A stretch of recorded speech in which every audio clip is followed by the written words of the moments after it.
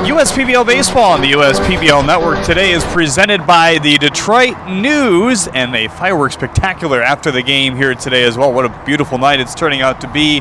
Quite windy, so we might see some more home runs tonight at Jimmy John's Field, but the temperature has swung kind of in that perfect direction, I'm sure, by the night time here today. We're ready for some baseball once again. Jeremy Otto alongside Brendan Shabat to bring you the call here today. It's the visiting Eastside Diamond Hoppers and the home Westside Woolly Mammoths. Two teams in a bit of a different situation. The Hoppers still looking for their first win.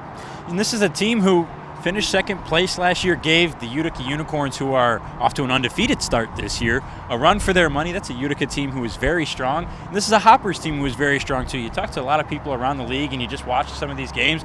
It looks like the Diamond Hoppers probably have the best pitching staff. They've already got the first player of the year to be signed to a big league organization with Pierce Banks and the Minnesota Twins.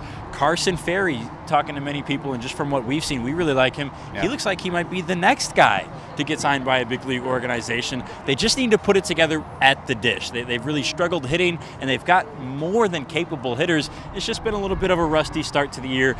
Won't be surprised if today is the first day for the Diamond Hoppers to get in the win column. We talked about it a little bit really at the start of the year as well. Maybe advantage pitchers depending on where some of these hitters come from. Some came straight from college, so they're used to those at bats. Some guys still trying to get used to the pro pitching here as well. But, as we enter weeks 3, 4, 5 of the league, I think you'll see some of these hitters catch up to speed. Yeah, I was actually speaking with Dakota McFadden on the Woolly Mammoths, who cranked a home run, a guy who I'm excited about. We should see some power from him this year. But he said, give these guys 14 more days. Give them another 2 weeks, and I think you'll really start to see the competition level pick up, the pitching as well, and the hitting. I think, like you said, guys are just getting used to it, adjusting to some of these new arms, adjusting to pro ball. Many of these guys haven't played professionally yet, so they're just trying to get used to that level. A lot of these guys have not played in front of this many people before. We're expecting a large crowd tonight. The weather's turning. It's going to be large crowds every weekend here at Jimmy John's Field. These guys aren't used to that. That's one thing we talked about with Justin Rasmussen on the Utica Unicorns on opening day. Kind of struggled his first couple innings. Hasn't played in front of that many people before, so nerves are a factor too. Once we get to that second, third, fourth week mark, we should really see the level of play and all factors pick up. We mentioned the starting pitchers are always brought to you by Ascension here on the USPBL Network. For the Hoppers, it's Andrew Verbrugge. He probably takes over that ace spot, at least for now, with Pierce Banks gone to the Minnesota Twins organization. On the other side, Donovan Thacker getting a Friday start here today as well. Yeah, it's a good pitching matchup. Two guys who we are excited to see. Thacker, we know a little bit less about. Has only pitched 3 or 4 innings so far this year. Verbrugge's, like you said, a very exciting guy, sliding into that ace role. The thing that I've been impressed by Andrew Verbrugge is, kid you not, he's had some tough innings. He's had 2 or 3 innings that have been struggling. He's gotten 5 or 6, 7 batters. But what he's done so well is come back after those and get a 4-batter inning, a 3-batter inning, 2 pop-ups and a strikeout, 2 strikeouts and a ground out. He's really recovered very well, has kept his composure, knows that it's baseball. It's the name of the game. Sometimes you get unlucky. Sometimes you're going to get hit. You got to just fight back and kind of redeem yourself, and that's what he's done. And I'm excited to see him get a start. He's got a long leash today, 85 pitches. We're going to see more and more pitchers start to go as long as they can. They're not going to have pitch count limits. We're not going to be so focused on getting relievers in as much. It's going to be go out there and play baseball. That's kind of what we're going to see tonight. I'm excited to see it from Andrew.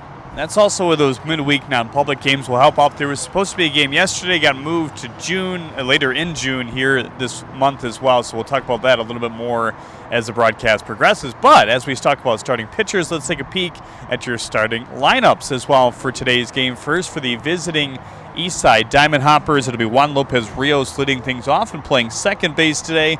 Alex Pupp back in that 2-hole, 8 for 14. Hot start to the season and his pro career. Blake Porter will bat third and play center field. Joe Burke bats in the cleanup spot and plays first. Sean Lawler has had a lot of walks this season. 2 hits to go for that and 6 at-bats. He'll bat fifth and play left. Nick Kreitzer in the 6-hole. He's DHing. Whit Hughes back in the catching spot, batting seventh as well. Walker Paz will bat 8 and play second base. Griffin Snyder, or actually Paz will be at third base. Griffin Snyder batting ninth and playing right field against Donovan Thacker here today. As for the home Westside Woolly Mammoths, it's Nick Caruso leading things off. He'll catch once again. Tanner Thomas bats second. He plays center. Nathan Ade, a newcomer who has a bright future, you'd think, in pro ball as well, just based off his numbers. He'll DH and bat third. Greg Vaughn Jr. bats in the cleanup spot and plays right field. Dakota McFadden bats fifth and plays first. Gunnar Rainey, now the emergency catcher. We'll talk about that in a moment. He'll bat sixth and plays second tonight. Wade Weinberger bats seventh and plays position number 7 left field. Buddy Dwayne will bat eighth and play third. And Keyshawn Lynch will round things off and play shortstop here today. So it seems like every week, every season starts, especially here in independent ball and just in the minor leagues in general. You got a lot of names here, there, everywhere. Guys getting cut, guys getting picked up by a different team, guys moving on. We have a few fresh faces here today and some really bright spots when it comes to these two teams. Yeah, we got 2 new pitchers on each of these teams, or 1 for each team, I should say, that we're not going to see tonight, but we should see this weekend. We just had Zach Devon, who's on the Birmingham Bloomfield Beavers, pitch for the Hoppers on Memorial Day because they lost Pierce Banks and needed a pitcher. It's the nature of indie ball. It's the nature of professional baseball in the minor leagues. Guys are going to get moved around. We're going to have new faces, but I'm very excited to see some of these new faces. Nathan Aid is a guy that we talked about who we are going to get to see today. Don't know a lot about him. Had 2 seasons at Illinois, 1 at Eastern Illinois, had a couple doubles, hit for some power, hit above 300, so should be exciting to see him.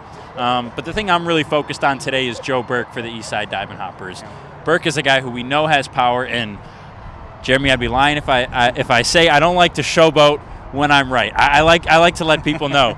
We talked about Leandy Castro, said he was going to show some power, cranked one over the Chevy Pavilion.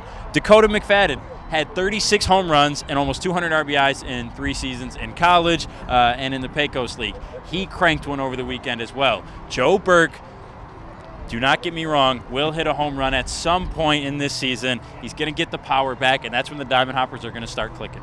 Will he do it today? We'll find out shortly here on the USPBL Network. It's the Hoppers and the Mammoths coming up after this.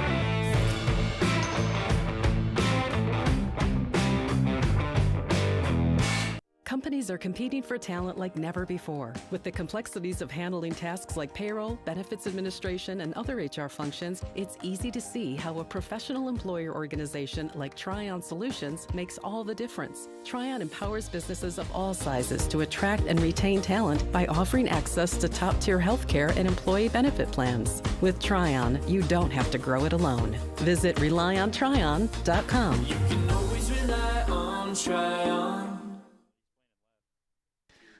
Welcome back to Jimmy John's Field, everyone. Just about underway here on a beautiful day for baseball in Utica, Michigan. Jeremy Otto back alongside Brendan Shabath to bring in the call. This broadcast is brought to you by the following: Ascension,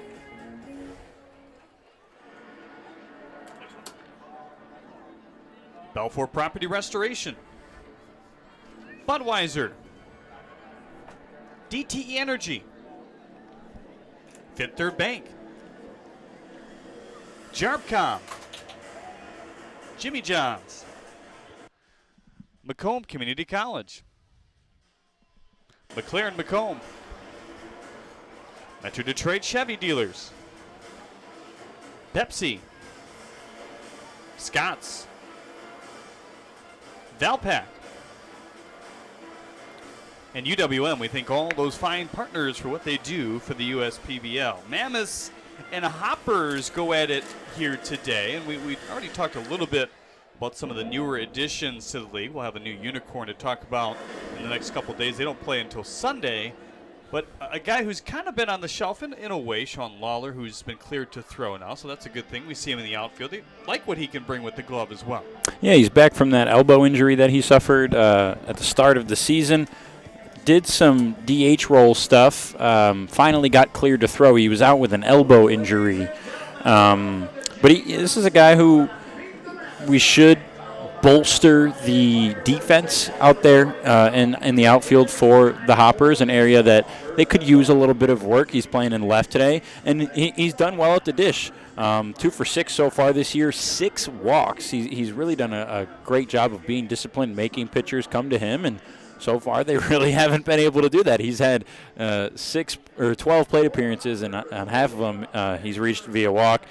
He hit 300 back in college, an 873 OPS, had 24 home runs in 3 seasons.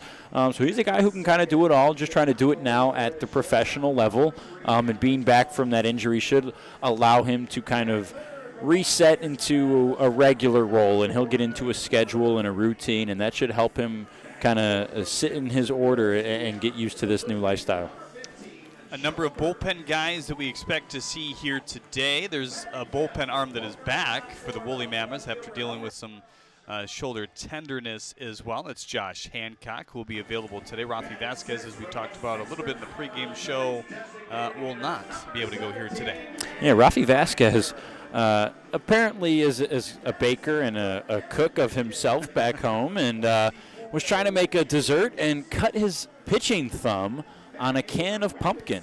Was using pumpkin as an ingredient for what he calls cookie dough-like dessert, and needed a couple stitches. Though he got those on Tuesday. He's going to be out about 10 days until those stitches get off. And then I was talking with him. We were game planning about 3 or 4 days after that till we get to see him again, which is really unfortunate. He's a guy that Mitch Akers really likes. They're good friends, grew up in the same area. I've talked to Rafi a decent amount. I was excited to see him play. He's that guy who we talked about is just getting back to pitching. Didn't pitch in college, was primarily an infielder, and now at the professional level he's gone back to pitching, and he's got some good stuff and has a lot of potential, a little bit raw, but someone I was excited to see kind of work it out, and hopefully we were going to get to see today.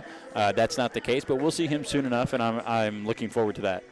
It was Meet the Mammoths Day here at the ballpark, presented by the Detroit News. Also have fireworks after the game. We'll have a few special guests on the air that threw first pitches. More on that when we get back here on the USPBL Network. Hoppers and Mammoths are next.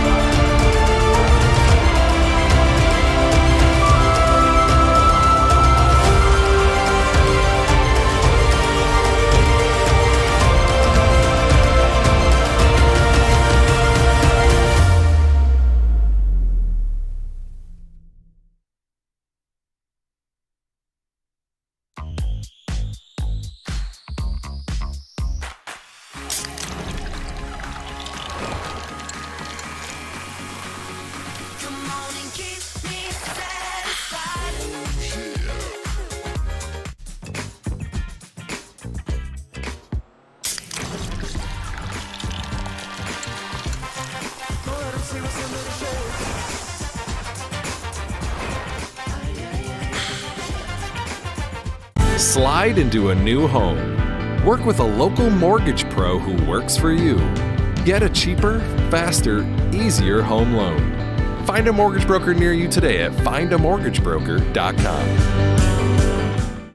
You hear about the promo that Jimmy's John's got going on? 5 off 20? How they pulling it off? Magic? You got David's Copperfields in there? Show yourself, Copperfields! Jimmy John's. $5 off orders of 20 or more. I'm all in with HR and Organizational Development Council. I'm all in with Marketing and Business Development Council. I'm all in with Operations and Member Experience Council. I'm all in with CEO Council. I'm all in with Lending Council. I'm all in with CFO Council. I'm all in with Technology Council. Our credit union is all in with CUNA Councils. They call me Prospects. Since the day I was born as a diver's watch, the challengers of the world have taught me many things. Life is not a numbers game. It's about challenging ourselves. No matter what happens, just follow your heart. These pioneers drive our generation forward. not by setting records, but by never giving up. Keep going forward. Prospects. Available at Lucido Fine Jewelry. Every summer, my family loves to have a neighborhood movie night in our backyard. And with my Chevy Blazer, I can head out and get everything we need for a great night. It has plenty of room for picking up friends, and the available hands-free liftgate is perfect for loading unhandy supplies. You know, it may be movie night, but my Blazer is the main attraction wherever I go. Lease a 2022 Blazer 2LT for just $239 a month for 24 months. Put it in D and see why Chevy drives the Motor City. Make your move with a quick and easy mortgage from Genesis Credit Union.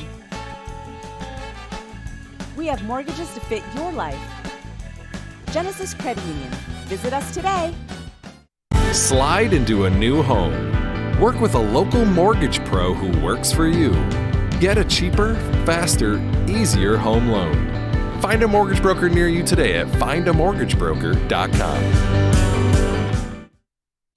Jeremy and Brendan back with you here from the ballpark. So glad you could tune in on what is a beautiful night for baseball here today. The fireworks in the middle of the national anthem. I don't think you flinched that time, though. No, today I was good. I was prepared. I heard some people get caught in the audience, though. Some people weren't ready for that. Always kind of a cool spectacle as well. Well, a reminder, you can chime in with us on Facebook and YouTube all night long. Ben Kosmowski says hello from K-Pac here today. Chris Baker rooting for the Woolly Mammoths here today. Tim Rutherford says good evening. Macomb wishing you all a great night here today. Macomb Township, that is. We thank everybody for tuning in here today. As Donovan Thacker, we'll get our first look at the right-hander here, the 6'3", 190-pounder out of Madonna University, making his second start here today. Well, Jeremy, got to be nice for you to see a Madonna man get out here and get on the mound, your alma mater. Thacker's a good pitcher who we've seen a little bit so far this year. 2 games, one of them starts, has pitched 4 innings. He's got a fastball, slider, changeup, and a curveball as well. A good 4-pitch mix that can certainly throw hitters off. So he will pitch in the bright sunshine here today. It's just kind of one of those days where the sun is out in full force, but by the time, probably the second inning is around, that shadow will start to lurch past the mound and cover the field. You see the big light tower creeping into left all the way to right center field. Yeah, that shadow will probably be more of an issue, I think, for hitters. I've noticed that and have spoken to some guys that's really an issue when that ball changes lights where it comes in. And it's going to cross that shadow about halfway to the plate, which is really right around the time batters are going to be identifying that pitch, right at about where that shadow creeps across that path to the mound. And that can make it really difficult for a hitter to connect on. The good thing is, like you mentioned, shouldn't be much of an issue for much longer than 1, maybe 2 innings. So don't be surprised if we see a 1, 2, 3 inning or 2 of them to start here. But it is an absolutely gorgeous day for baseball. And little foreshadow here. Ball was flying in BP. We'll see what happens tonight. There's Mitch Akers and I, the pitching coordinator here at the USPBL, were talking before the game, scheming about a couple guys who might be some home run hitters today, and there's certainly quite a few in both lineups who are due for a home run or are certainly poised for one as well. Well, the crowd's still filing in here today. It's expected to be a very nice crowd. All the patio spaces should be full. You see some people already filtering onto the lawn in right center field. That Chevrolet Pavilion looks like it's got a hopping party out there here today. And we're ready for baseball. Should be right on time with our first pitch here today. Why wouldn't you want to be here? Tigers are out of town, so you can't go to the Tiger game. You might as well come down Jimmy John's Field, get a nice seat, get some cheap drinks and eats, and get some quality baseball. Juan Lopez Rios in to lead it off. 2 for 11 start for Juan. And we kind of talked about this in the pregame as well. This is a team we expect to hit better and to field better. There are quite a few new guys. Juan is one of the exceptions, and Joe Burke that you see in that 3-4-5 in the order as well, who is a returner to the USPBL. But a lot of first-year pros. We talked about kind of the adjustment with Ryan Kotke as well. As the first pitch is a fastball up high, delivered at 7:05 p.m. here today.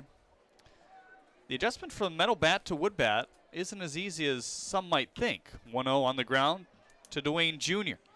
Fields it well, guns it over to McFadden, and that will be the first out here in the first. Let's check the rest of the defense behind Thacker, brought to you by Three Dimensional Services Group here tonight. It's Weinberger in left, Thomas in center, Vaughn Jr. out in right, Dwayne Jr. at third, McFadden on first, Gunnar Rady and Keyshawn Lynch, your double play combination here today, with Caruso completing the battery.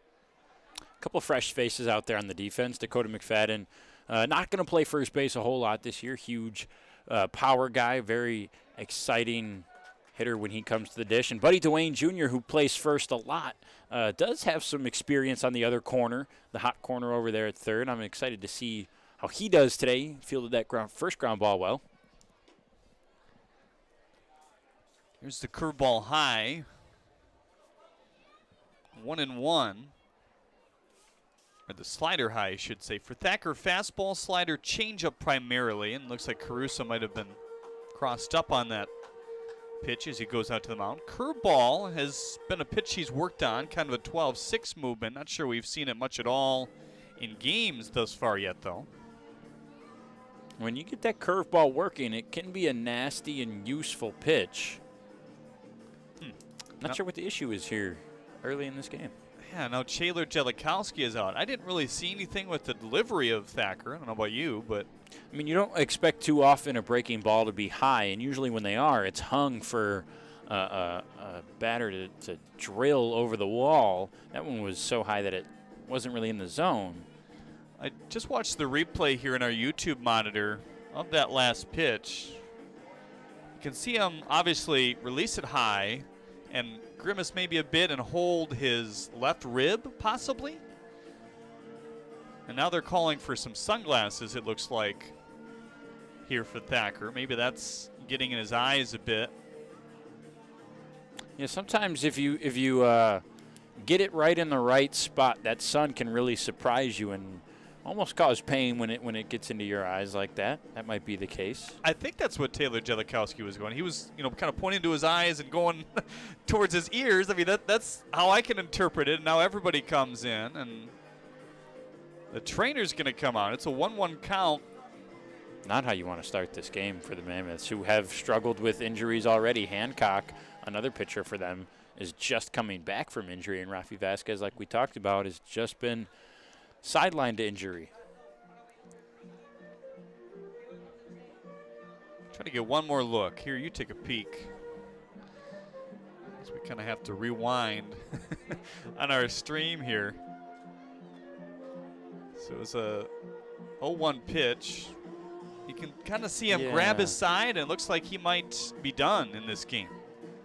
It's looked like Caruso went out there on his own accord, though. I don't think Thacker called him out for a consultation, which, as a catcher, is what you're supposed to do if you notice anything not right with your pitcher.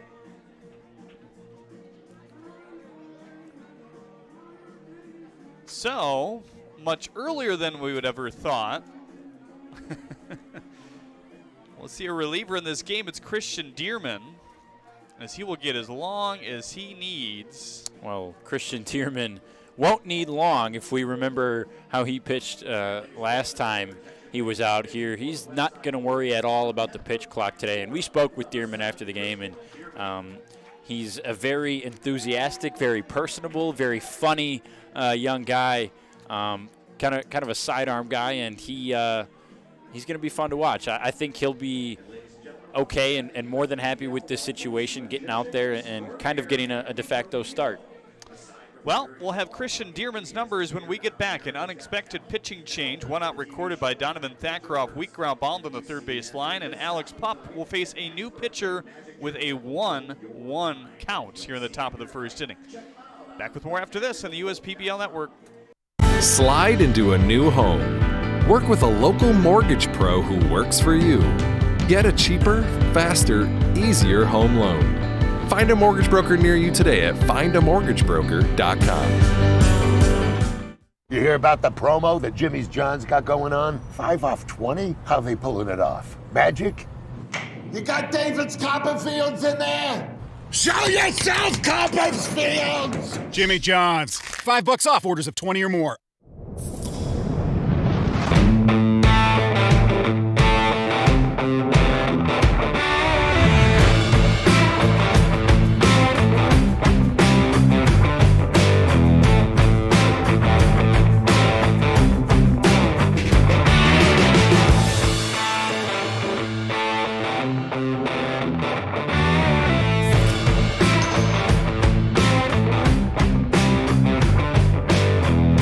How do these business owners find the time for peace of mind? Because they rely on Tryon to handle difficult and time-consuming HR tasks like payroll, benefits administration, and more. Working with Tryon, one of the nation's top professional employer organizations, provides access to top-tier health care and employee benefit plans and its team of attorneys and HR experts. With Tryon, you don't have to grow it alone. Visit RelyOnTryon.com. You can always rely on Tryon. Well, an unfortunate start to this game for Donovan Thacker and certainly for this Mammoth staff as well. He threw just a few pitches, I think 3 total pitches in that first inning. Ground out to Lopez Rios, or off the bat of Lopez Rios on the first pitch, and then a 1-1 count to Pup, kind of grabbed his side. Catcher Caruso came out, his manager came out, the whole infield came together. Thought he might gear up for a warm-up pitch. He never threw one. 1-1 is a line drive to right, carrying Vaughn Jr. back, and he will make the catch at the edge of the warning track. But he decided he could not continue in this game, unfortunately. And now we have a guy who we expected to see at some point here today, but just not this early, Christian Dearman. Dearman spent 2 seasons at Florida International and 1 season at St. Thomas, Florida. Looked really good in his 1 appearance so far this season. This one popped up down the left field line. Weinberger staring into the sun as he collects it for out number 3 there. Well, between Thacker and Dearman, a very quick 1-2-3 first inning. We'll see what this Mammoths team can do here in the bottom half. Check the lineup again in a moment, but time for your sweetheart of the game. Brought to you by Thrifty Florist Tailor today, Chelsea, along with JJ with our sweetheart of the game here. JJ, I'm sure, excited to see fans in attendance again here today. Big crowd still filing in.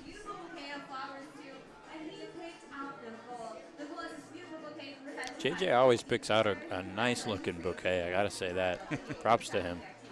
Him and Thrifty Florist combining for that. Now time for your Freaky Fast Facts, brought to you by Jimmy John's here today. Let's see what we got.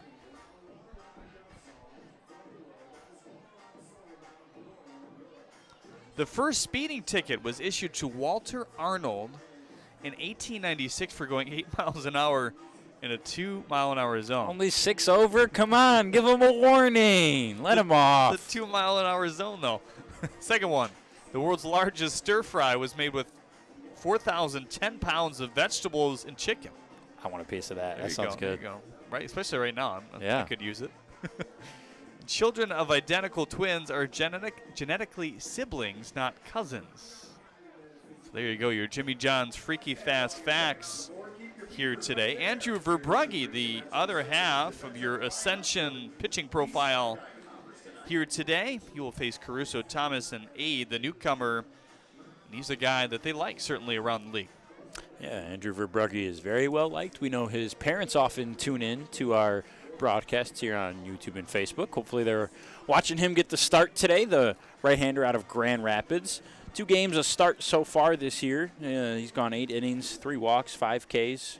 Early strikeout and walk rates of 5.6 and 3.4. So those numbers good early, and hopefully they'll trend in the right direction for Verbrugge, someone that Mitch Akers thinks could be on the short list of guys to move out of the USPBL and into the organizations in the major leagues. So Caruso, Thomas, and Aide at the top. It's Vaughn Jr., McFadden, and Gunnar Rainey in the middle, with Weinberger, Dwayne Jr., and Keyshawn Lynch at the bottom of this order. First inning brought to you by Ascension. We thank Ascension for their partnership with the USPBL. Tony Paul of the Detroit News expected to join us in the next inning. First pitch to Nick Caruso. Sounds like he might have broke the bat on the handle. Paz plays it over to first base, and that for the first out. 4 up and 4 down for these two pitchers. Jeremy, how can you not be romantic about baseball? Because I got my scorebook here, and it's double-sided, so I got to flip it over to get to the other side. When we started the game, Juan Lopez Rios grounds to third and grounds out for the first out. I accidentally wrote that for Nick Caruso, and sure enough, one pitch, I can leave the 5-3 for the first out in my scorebook. There you go. Man. Couldn't write it up any better. You got to get that white out, though, the white out strips. I do. That is an investment I need to make. Verbrugge pops the curveball in for strike one against Tanner Thomas. Pretty good start for him, 5 for 17. He stole a bag as well. We've talked about it. Tanner Thomas's ability to just absolutely track down balls. He's been a joy to watch wherever he plays. Yeah, he's out there in center today. He was that player who had a very nice diving catch, one of the top plays so far in the USPBL season. And he just gets on his horse, and you're right. As soon as it comes off that bat, he seems like he's already got a good beat on it and is in a position to make a play, which is invaluable out there in center for a team. One of those guys you wish we had the foot speed on and the just the yeah. amount of distance he travels when catching what look like routine balls at times, but they're not. 91-mile-an-hour fastball in on the hands of Thomas as he whittles it off there. And it is no joke being an outfielder in this ballpark. We've talked a lot, almost ad nauseum, about the wind and how much it affects swings and balls that fly out into the outfield, but it really is a huge factor and can change the course of a game. And an outfielder's ability to adapt to that and deal with it is quintessential to their success. Fastball, curveball, changeup, slider for Andrew Verbrugge. They shade him in center field to the right of the second base bag. 2-2 off the glove of Andrew. Falls back, still has time, and he fires a strike for the second out. There has not been any base runner to reach thus far through the first 5 batters. Well, that's pretty impressive play for Verbrugge there. That's always a fear you have in the back of your mind as a pitcher, is one just coming right back to the mound, and you always got to be ready for it, and he was. And that was no slouch he beat out at first over there. We already talked about Tanner Thomas's foot speed and the outfield and ability to track down balls. That correlates to the base paths as well, and Thomas almost beat it out, but Verbrugge did a nice job keeping composed and getting it over there. First pitch to Nathan A., another curveball. Boy, you see him shake his head, break out of the box at the last second. That's when you shake your head at how good that pitch was, and there was nothing wrong with that pitch. That was a great pitch from Verbrugge. A thought it was going to hit him. Another one. Chopped foul. Welcome to the USPBL, Nathan Ade. Yeah, Verbrugge went right back to it. Can't blame him. I would have done the same. You see yourself mess up a batter like that on a pitch. If it ain't broke, don't fix it. Hit 320 at Eastern Illinois this year. 10 doubles, 10 home runs. The 0-2. Dust 91 at the top. Just maybe overthrew that one a bit as it's off the glove of Hughes. That's close, though. That's a pretty good location for a fastball. If you're going to go up, you got to keep it on the corner. Just left it maybe half a ball outside that outside corner. Another 1-2. 91 away. Trying to get Ade to chase. Can't blame him. Gets ahead 0-2 early.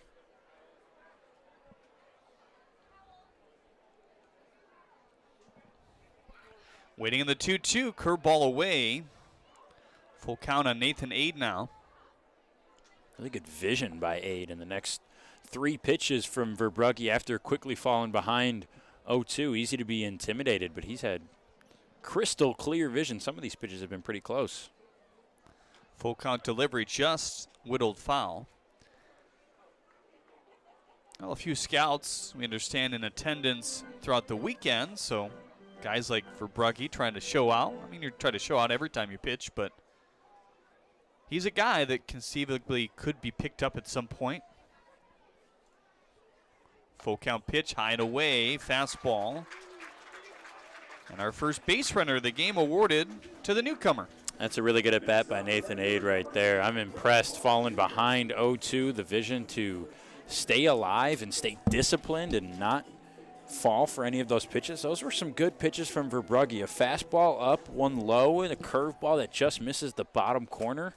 And then he comes inside with it to finish it off, and Ade didn't bite.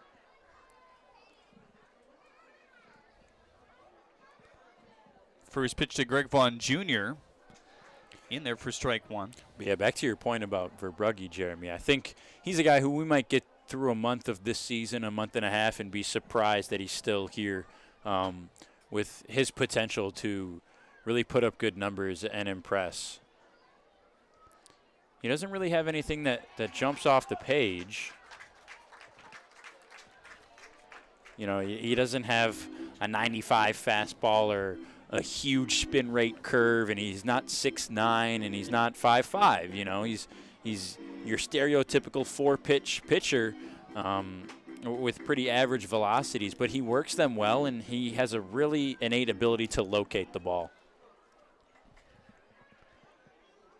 Now the 1-1 on Vaughn Jr., swing and a miss. This is something that Verbrugge has worked on coming into this season, in the offseason. Standing a little bit taller out of the stretch.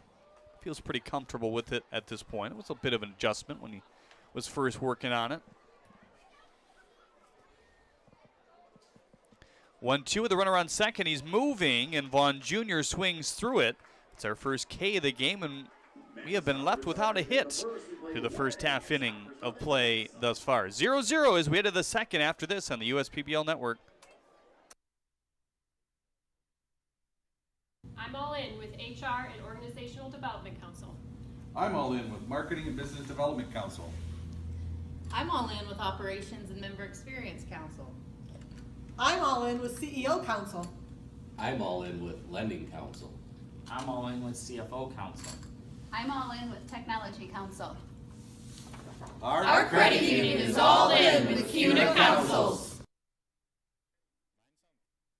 They call me Prospects. Since the day I was born as a diver's watch, the challengers of the world have taught me many things. Life is not a numbers game. It's about challenging ourselves. No matter what happens, just follow your heart. These pioneers drive our generation forward, not by setting records, but by never giving up. Keep going forward. Prospects. Available at Lucido Fine Jewelry. Jeremy Otto and Brendan Shabath back with you here in the second inning. Christian Dearman on the hill for the Westside Woolly Mammoths. It's Joe Burke, Sean Lawler, and Nick Kreitzer will bat here in the second. Dearman, of course, if you're just tuning in, sprinted into duty, literally, in the first inning. Just 3 pitches deep. Donovan Thacker kind of holding his side after getting a ground out to Lopez Rios. So Dearman given as much time as he needed. Obviously was not throwing at all. He might have the best attitude of any player in the USPBL right now. A very fun guy like we talked about. I'm sure he has no issue with coming in here in a tough emergency situation and having to make the most out of it, and I believe he will. Ready and ready to begin the inning. The side armor hurls a tough slider. We talked about the early strikeout and walk rates for Andrew Verbrugge. They are jump off the page numbers for Christian Dearman. Fly ball to left field, hanging towards the foul pole. Weinberger going back. It's gone. Joe Burke with his first home run of the year. Jeremy, go ahead. What did I say off air right as we ended that last inning? Joe Burke will hit a home run today. Yeah. I hate to say I told you so, and that's a lie. Joe Burke, we talked about it with Mitch Akers pregame. You and I talked about it on the air pregame. Look out for Joe Burke, and he was knocking the ball in BP all to left field, hitting some bombs. No surprise today. We talked about it with some of the staff here before the game. We didn't hear it directly from Joe Burke, but definitely flustered the way he started this season, just 3 for 14.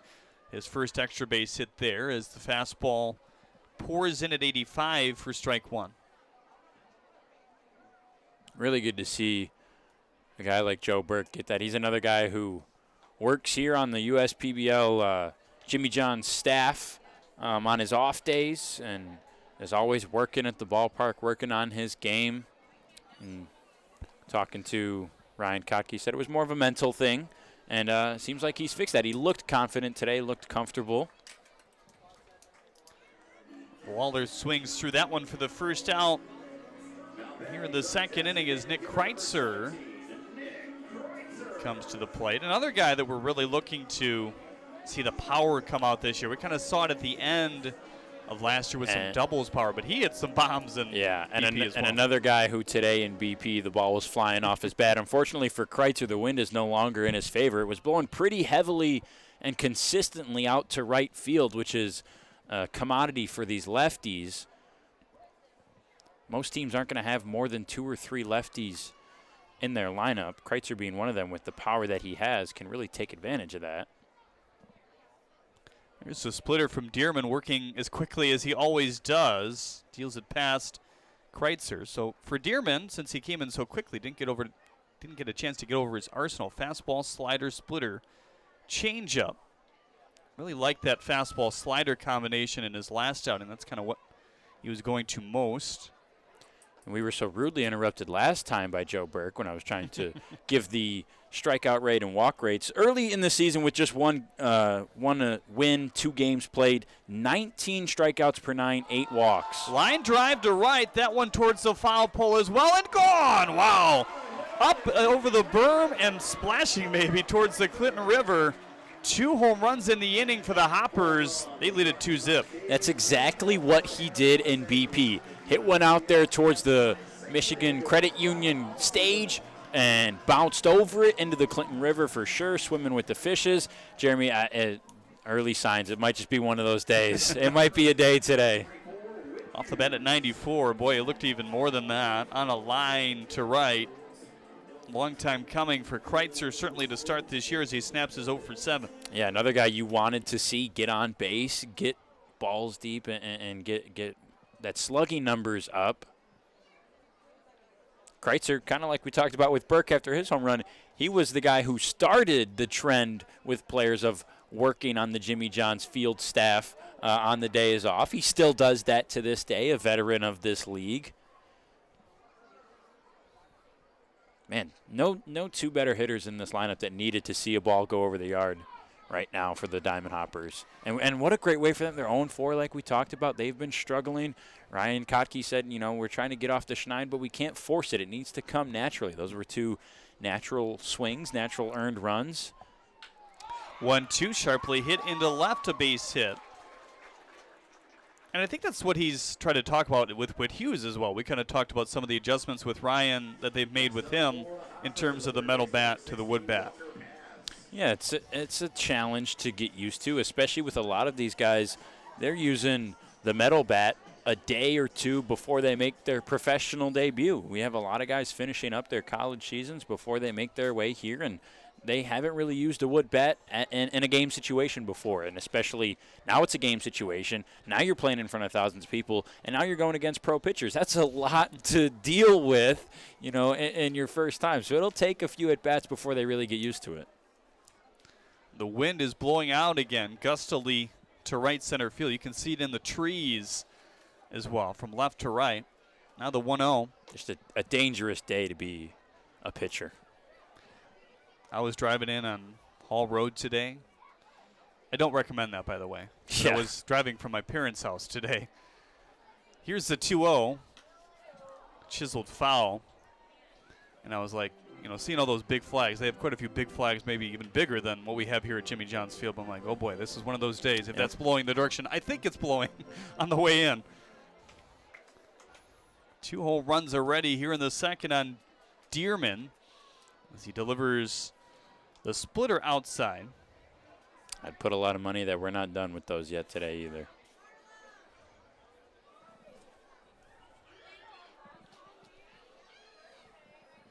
Hughes on second. That one kind of split the difference on the interior. A fastball at 85 for strike 2. It was a pretty quick first inning for both of these pitchers, just a walk. That was surrendered by Verbrugge. And that went in for strike 3. That slow, winding slider, more like a 12-6 curveball in terms of the speed. But Dearman's second K of the inning. Yeah, it's that backdoor one. Paz, I think, might have been sitting more on the inside of the zone. That one's a close one, too, but in a 2-strike count, hard to let that pitch go. At least foul it off and stay alive and see another one. The outfielders playing pretty deep, as you'd imagine. And each one of them, you can just tell the sun ping off those white uniforms for the Mammoths. Well, at least they're not like the Hoppers who are wearing black. Hoppers only played 5. This is their 5th game played. This is their 3rd time wearing the blacks. They need a break. Can they be the home team one of these times? Wear the whites? I feel like they played on more of the hotter days as well that we've had. They've had the warm weather days as well. They wore the blacks on our day game on Memorial Day. Now the 1-1 slider hung it a bit as that one is going to be lifted foul over the bullpen. Schneider just, I think his eyes widened a little bit when he saw that, got out a little bit in front, was probably sitting slider too, and it was in a good location for him, just a little early. Now the 1-2 again, pounded him inside, fastball splits to Dwayne Jr., throws across the diamond for the 3rd out here. So a little bit of good, a little bit of bad for Christian Dearman in the second. 2 home runs, solo variety. They were big flies by Burke and Kreitzer, their first of the year each, and a pair of strikeouts as well. Tony Paul from the Detroit News will join us next here on the USPBL Network. Stick with us. Every summer, my family loves to have a neighborhood movie night in our backyard. And with my Chevy Blazer, I can head out and get everything we need for a great night. It has plenty of room for picking up friends, and the available hands-free liftgate is perfect for loading unhandy supplies. You know, it may be movie night, but my Blazer is the main attraction wherever I go. Lease a 2022 Blazer 2LT for just $239 a month for 24 months. Put it in D and see why Chevy drives the Motor City. Make your move with a quick and easy mortgage from Genesis Credit Union. We have mortgages to fit your life. Genesis Credit Union. Visit us today. Slide into a new home. Work with a local mortgage pro who works for you. Get a cheaper, faster, easier home loan. Find a mortgage broker near you today at findamortgagebroker.com. Back with you at Jimmy John's Field. A 2-0 lead for the Hoppers. Boy, do they need their offense to kind of break out here today after an 0-4 start, and they've gotten that thus far here in the second. Home run for Burke and a home run for Nick Kreitzer. And now Andrew Verbrugge will throw his second inning of work here after allowing just a walk in the first. Pleased to be joined by Tony Paul of the Detroit News on the air here for the bottom of the second. Tony, how are you? Very good. How are you? Very good. Good to see you as well. And, you know, I see you and I think of college basketball, of course. We'll talk about that in a moment. But, you know, you spent some time here at Jimmy John's Field as well. I mean, it's a good place, isn't it? Yeah, it is. It's a really a neat community atmosphere here, and I'm hearing 3 sellouts for the next 3 days. And if you've driven by the ballpark in the last hour, it's no joke. It's quite the backlog there on Hall Road. But yeah, it's a great community place to gather. A lot of fun for the kids and the families.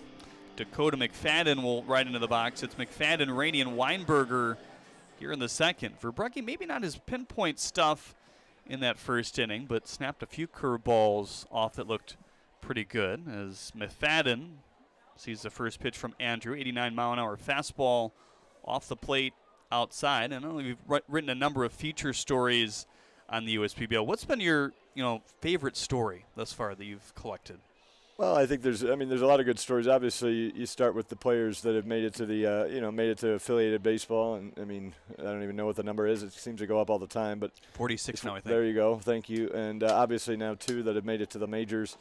I think that's really what stands out. Just because, I mean, look, when the idea of this league was pitched to us in the media, I mean, we're pretty cynical people, and we didn't quite have the same belief that Andy Appleby did that this thing would take off, given that you're only 45 minutes or 30 minutes from the major league franchise downtown, so we just weren't quite sure. And boy, they've proven everybody wrong, not just in how many people they draw here, but also how many quality prospects that they've turned out, specifically on the pitching side. I mean, it's clearly a pitcher's league, continues to be that. McFadden Kays, that's the second for Verbrugge, second in a row, as well as Gunnar Rainey strides back to the plate. That wind again gusting out to right field. 2-0 Diamond Hoppers off 3 hits thus far. Yeah, you really want to, if you are a lefty, I'm a lefty, I want to grab a bat right now. Well, you grabbed a ball. Yeah, I did. I didn't bounce it. They say don't bounce it. Did you practice now? No, they didn't give us that option to really practice. I play softball. Well, I haven't thrown a baseball probably in over 10 years, so it was a weird feeling. But, yeah, they say don't bounce it, and that was the goal. And I lived up to that goal, and my media counterpart, Neil Rule, did not. I think you put some pressure on him maybe. Yeah, he almost hit the mascot. It was like Bull Durham. 2-0 on Gunnar Rainey, 1-for-5 start for Gunnar thus far. Pretty spread out defense for these two teams thus far. 2-0. Little fly ball to right. Look out wind on that one. Not much of a ball, but Snyder has to go close to the warning track for out number 2 here in the second inning. Chatting with Tony Paul of the Detroit News. And let's get into a little bit of local college basketball. I think we're going to have Neil on at some point as well here. But how about Oakland University with the transfers, huh? Yeah, Oakland, that's the beauty of Oakland. It's never dull. They really know how to keep your interest and put a good product on the floor. And even when they've lost some transfers, they've lost several transfers over the last several years, as every program has. But, yeah, they get Rocket Watts, a former Michigan State player. He's going to be putting up many, many shots a game for them, and hopefully for Campy's sake, making a few of them. Lauren Bowman, the second from Wisconsin, the former Orchard Lake St. Mary's star, is a really, really big pickup for them. And then you pair them with Jalen Moore and Trey Townsend, and you've got another core 4. I mean, you lose Jamal Kane, you lose Micah Parrish to the transfer portal, which I think was a bit of a surprise and a bit of a disappointment. But you still have your core 4. So Oakland University is they know how to keep things interesting and put a quality product on the court. They haven't been in the NCAAs in a while, but they've contended to get there, and they'll do so again. Here's a 2-1 to Weinberger, in on the hands as he fouls it off. And then their counterpart, their rival over in the Horizon League, Detroit Mercy, Antoine Davis, enters the transfer portal, kind of dips his toe, and then comes back. Did you ever expect that to happen? No, usually when you see guys go in the portal, you don't expect him to come back, but he did make it clear a couple weeks out that he was considering Detroit Mercy as one of his final landing spots. Look, we're in a new era of college basketball. It's about with these star players, it's about the NIL. It's about the money they can make. Detroit Mercy obviously doesn't have a roster of big-time donors that it can tap into to help on that, but they did find one and enticed him to stay. And you can't really fault the kid for going to look for a paycheck. We'd all do it. Swing and a miss by Weinberger. You got one more half inning in you? One more. That was a quick one. That was a quick one. This is a pitcher's league. Back with Tony Paul, the Detroit News, when we get back here on the USPBL Network. Why are all these business owners smiling? Because they rely on Tryon to handle difficult and time-consuming HR tasks like payroll, benefits administration, and more. Working with one of the nation's top professional employer organizations provides access to top-tier healthcare and employee benefit plans and Tryon's team of attorneys and HR experts. With Tryon, you don't have to grow it alone. Visit RelyOnTryon.com. You can always rely on Tryon.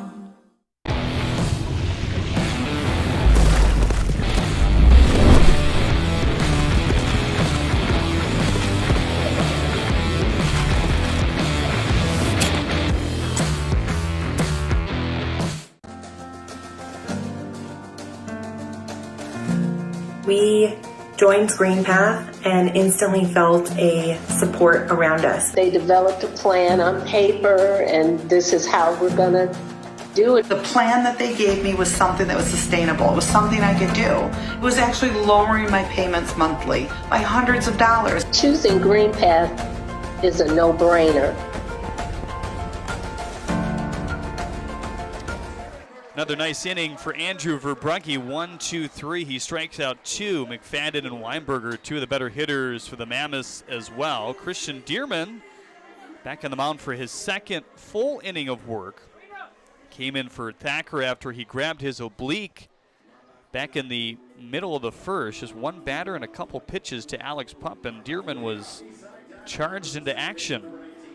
here in the first inning. Juan Lopez-Rios, Alex Pup, and Blake Porter, your top 3 in the lineup to hit here in the third for the Hoppers after a productive second. A couple home runs. Burke and Kreitzer both driving in solo shots. Chatting with Tony Paul of the Detroit News here. It's Detroit News Night of sorts at the ballpark, sponsoring your Meet the Mammoths pregame festivities here today. You kind of mentioned, in the media, what was this league going to do? 3 teams to begin and added the 4th in the Mammoths here today. That's in on the hands and out of the reach of McFadden down the first base line. At what point do you think, other members of the media are like, yeah, this could work? Oh, we had to see it. And then once we saw it the first year and there were sellouts after sellouts, we were believers. And then when they added a 4th team, and then when you started seeing all these guys getting signed and, to major league affiliated organizations, I think, once the major league organizations take notice and put some stock in you, then I think everyone takes notice. And it happened pretty quickly, though. And it's, we're believers. I mean, again, just driving in today, sitting in traffic for 30 minutes, you realize that it's no joke. And they do a great job here. It's a good value, and kids have a lot of fun, and it's good baseball. 1-2 fouled off of Caruso there. Hard to see that after he's been dealing with a little bit of an arm tenderness, as well as his buddy Dwayne Jr. at third gives him some time. It's Dwayne Jr., McFadden, Rainey, and Lynch in the infield here today. Lopez-Rios with a ground out to Dwayne Jr. back in the first. Now the 1-2, loopy slider, fouled off once again. Well, some people probably want to hear about your thoughts on the Tigers as well, playing a bit better lately. What do you think? Yeah, they are. I'll tell you, it's almost a miracle that they are where they are. Nice play. They were how many games under 500, just a week ago. They're at now, 21-30, heading into a series in New York. But if you really think about it, it could be worse. I mean, with all the injuries that they've had every starting pitcher except for Skubal, who had a little bit of a scare, but the pitching is somehow, and it's showing the organizational depth that they talked about. We've talked about for years with them, with the organizational depth with pitching, and it's proven this year, especially with the bullpen. Bullpen's one of the best in baseball, and they're keeping them in it. And the offense is, you can't believe they're going to be this historically bad forever, although we are into the third month of the season. But look, they've won. They took a huge 4 or 5 games against the Twins. They're in a terrible division. I mean, the Twins are the only team over 500. So who knows? You put together in a couple good weeks, and all of a sudden you're floating with 500. All of a sudden you're in this thing. So I'm not sure that's going to happen, but I think it's kind of a miracle that they're. I thought honestly 3 weeks ago I thought the season might be irrelevant by June 1st, and it's not. Did you see Duran pitch for the Twins yesterday? I did not. I missed it. I was golfing. Sorry. 87-mile-an-hour curveball, 100 consistently. It was fun to watch. Yeah. 2-1 on the ground to third base. Dwayne Jr. diving. Can't get that one as the first man aboard for the Hoppers here in the third with 1 out.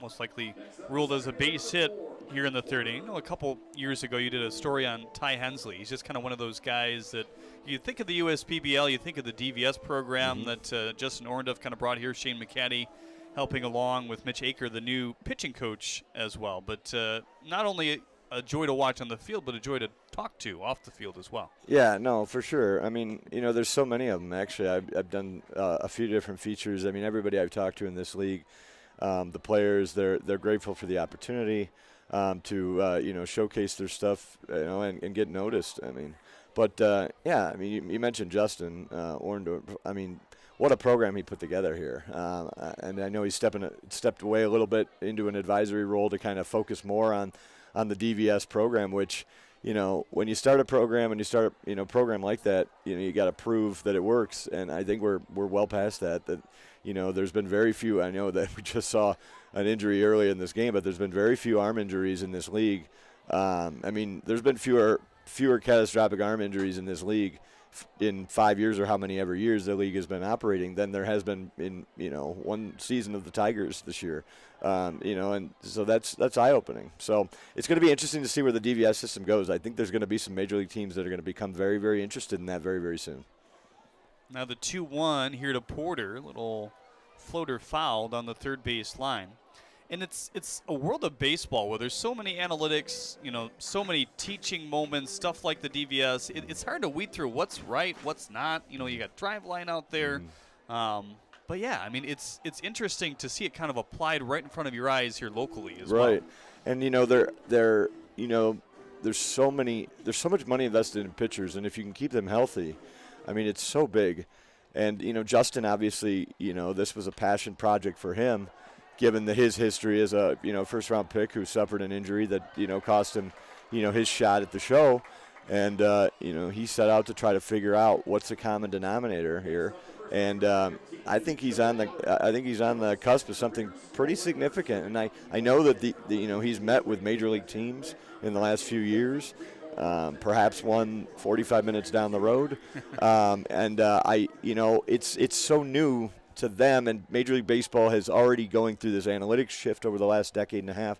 That there's still skepticism on what's appropriate, what's not. But I think very, very soon, Justin's DVS program, given the track record that it's had here in Utica, is going to be of interest to some major league organizations. Close move there by Dearman. Really don't see a lot of USPBL pitchers try to pick off, but he's had a few attempts here in the third inning. 2 outs. The lone base runner on first base, that's Alex Pup. He's a guy that has some speed. Done a really nice job at getting on base to begin his pro career. I think he did. Yeah, it looks like they will say he did. 1-1 on the man that hit a home run into the wind, but still well struck to left field.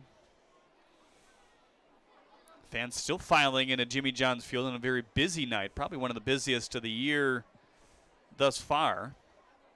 So what do you think's next for a league like this? Obviously, we've heard some expansion talks. What do you think's their next level?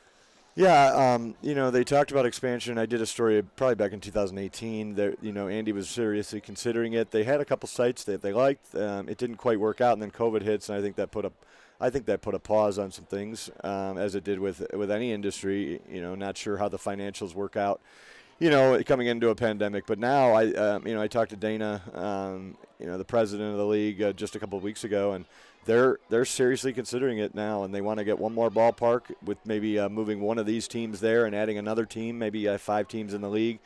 You get 2 ballparks. The team, another team might be in Michigan, it might be in somewhere else in the Midwest, but they seem very very set on doing it. And why not? I mean, they've proven us wrong here in the media on the model. It works here, and if they find another community similar, it might work there too. That one launched to left field as well. Look out, scoreboard. It lands just to the left, and the second home run for Joe Burke today, and the third for the Hoppers. Wow. Long time coming for this Diamond Hoppers team as they are up 4-0 here in the third inning, and Joe Burke's got to be smiling ear to ear on what he's done so far here today. That was a bomb. He's a guy they've been looking to do that. He definitely showed some power at the end of last year after coming over to the USPBL from college, and now Sean Lawler will get his chance here in the third. Chatting with Tony Paul of the Detroit News here in the bottom of the second, the top of the third inning. I think we'll be joined by Neil Rule at some point later in the broadcast as well. First pitch to Lawler, little golfer, chips its way in past Keyshawn Lynch. Any stories to look out for in the early comings that you can tell us about, or not yet? No, I mean, my summer is usually built around the golf beat, so if you're interested in golf, there will be a lot of that coming up. We got a couple LPGA tournaments in the state, and then, of course, the Rocket Mortgage Classic is back at Detroit Golf Club the end of July. This year they actually moved it off of July 4th weekend, which I think is good. It'll be good for attendance. But, yeah, I get to shift in. I do a little bit of everything at the news, but I get to shift into the golf beat for the summer, which there are worse jobs. I've had worse jobs. 0-1 circles inside. That's that slow slider. He threw it as low as 69 so far here in this third inning. 4-0 Hoppers off 6 hits. Still none for the Mammoths on the other side. 1-1 fastball high. It's got to be tough coming into a game cold. Yeah. I mean, that's a tough as cold assignment. as you can get. Not even thinking about coming in. Yeah.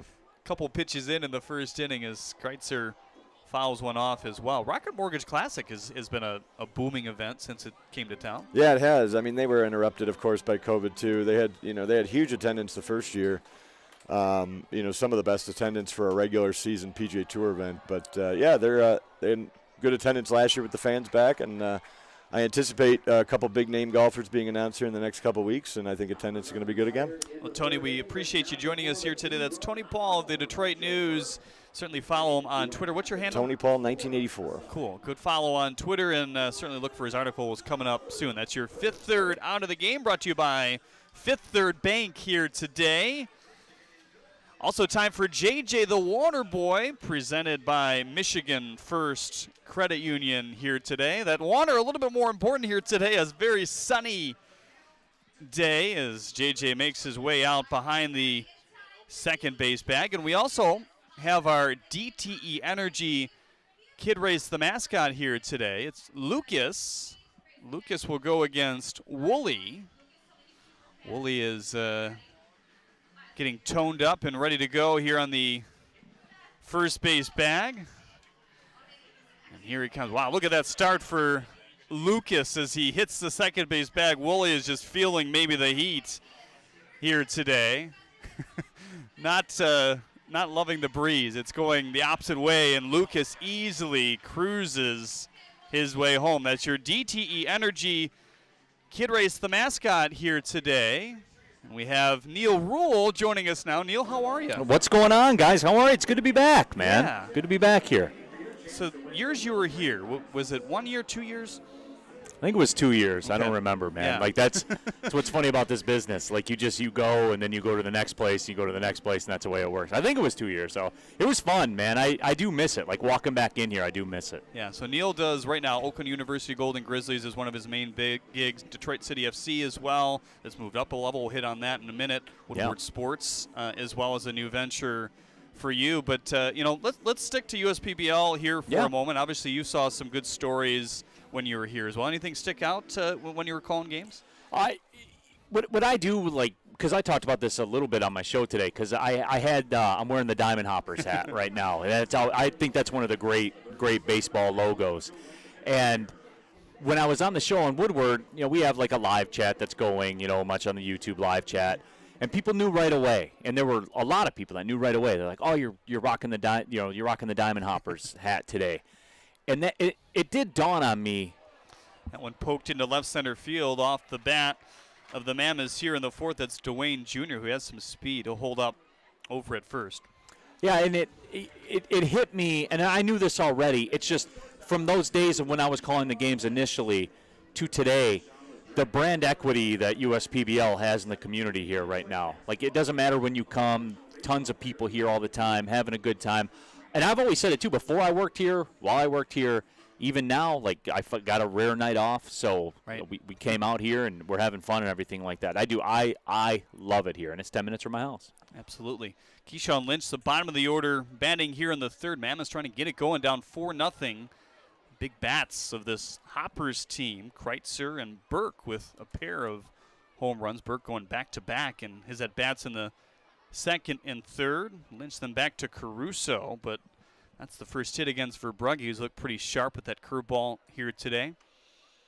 Short lead for Dwayne, the 0-1. Curveball sinks in at 72. Chatting here with Neil Rule, a fellow broadcaster in the Metro Detroit area, and there's a lot of things that both of us do, right? So it's hard to keep track where we are each night. Right. But, for you now, primarily Detroit City FC, right, besides Woodward? Yeah, in the summer. So, little high cheese there to clip them. It looked like it might have. Yeah, right at 89, maybe on the elbow and the hands. He's got a guard on that, but couple to reach here in the third. No, yeah, that's what I got going on now. A lot of Detroit City FC. That's kind of spun off. ESPN's hired me to do some MLS matches and those types of things, so it's going really well. And looking back on it too, the time I spent here and all of it, there's been a natural progression to it, so it's been really, really cool. Sure. And again, Detroit City FC, same type of thing, community aspect to it, a lot like here. So it's cool to be around both of them. First pitch to Caruso is going to pop it up to short right, but the wind going to carry it maybe a bit farther. Snyder going back. Dwayne Jr. going to tag up, and he will reach third. So first and third with one out here in the third in a 4-0 game.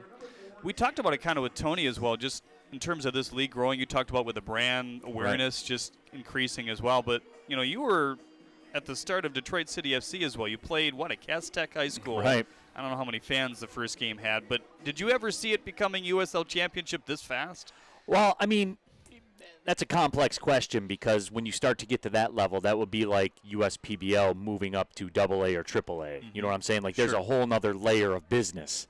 I'll just say it like that. There's a whole nother layer of business that goes to it. So I didn't know about all that, but I did know, like the first game I did, there were almost 2,000 people at Cass Tech High School for a semi-pro. I mean, even back then it was a non-pro league. It was basically college kids. There was something special to it the whole time. And then they just continued to ascend. And I don't know what the limit is. I mean, they beat Columbus Crew in the U.S. Open Cup. I mean, Jazzy Zardes was playing for Columbus Crew. Dude's making $1.5 million, and he's out there on the pitch and stuff like that. National television and all that stuff. And I'm calling these matches, and all these people are watching from everywhere and all over the world and all that stuff. I mean, I learned quite quickly to never put a limit on. Boy, great effort over there by, what was that, Walker Paz over there. Okay. So, yeah, great effort by him. But I learned real quickly to not put a limit mentally on what they can do because it's amazing, man. It's amazing.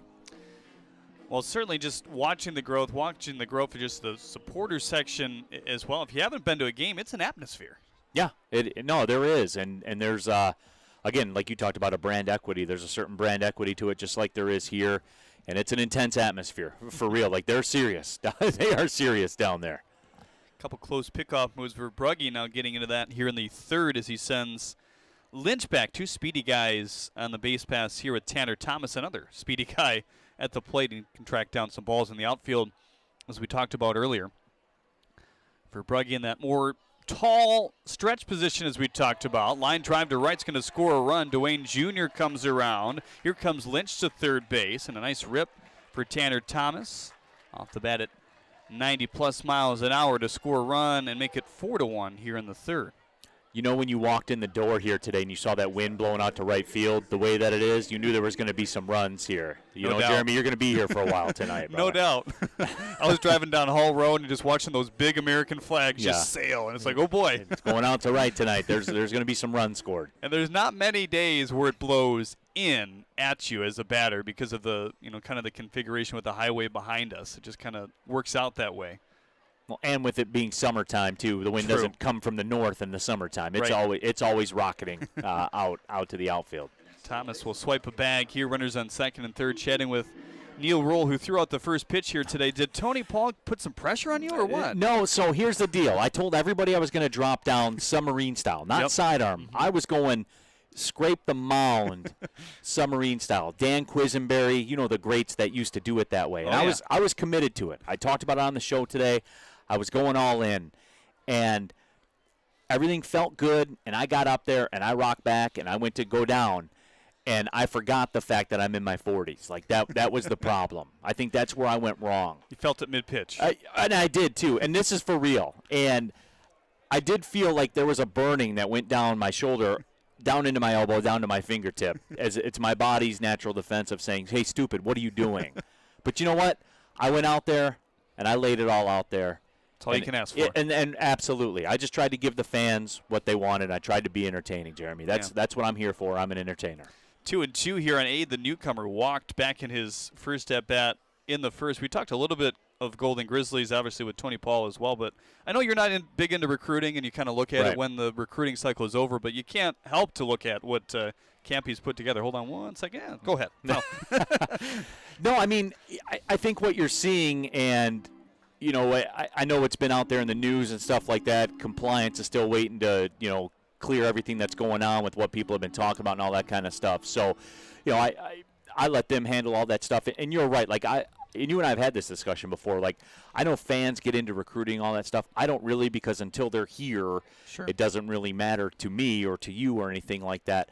But I think what you're seeing with what Oakland's doing is that's the other side of the transfer portal. We always talk about guys that mid-majors acquire and they develop and then boom, they bounce and they go off to a Power 5 or whatever. Well, there's an opposite side to that coin too. Guys that are at Power 5s and things weren't working out, maybe they didn't have the role that they wanted. I know a guy that's been in the news a lot. That's probably a scenario that he was with. Poke to right, Snyder coming in. Going to be a tough play, can't get it. Easily scoring is Lynch, and they're going to hold up Thomas at third base here. So the Mammoths cutting into this lead a bit here in the third, now 4-2. Yeah, but when people talk about the transfer portal, the flip side of that coin is the mid-majors will be able to get the bounce backs. I know that's Last Chance U was a show that I watch a lot on Netflix, and they talk about the Power 5 bounce backs when they got to go down to the JUCO and try to make their way back.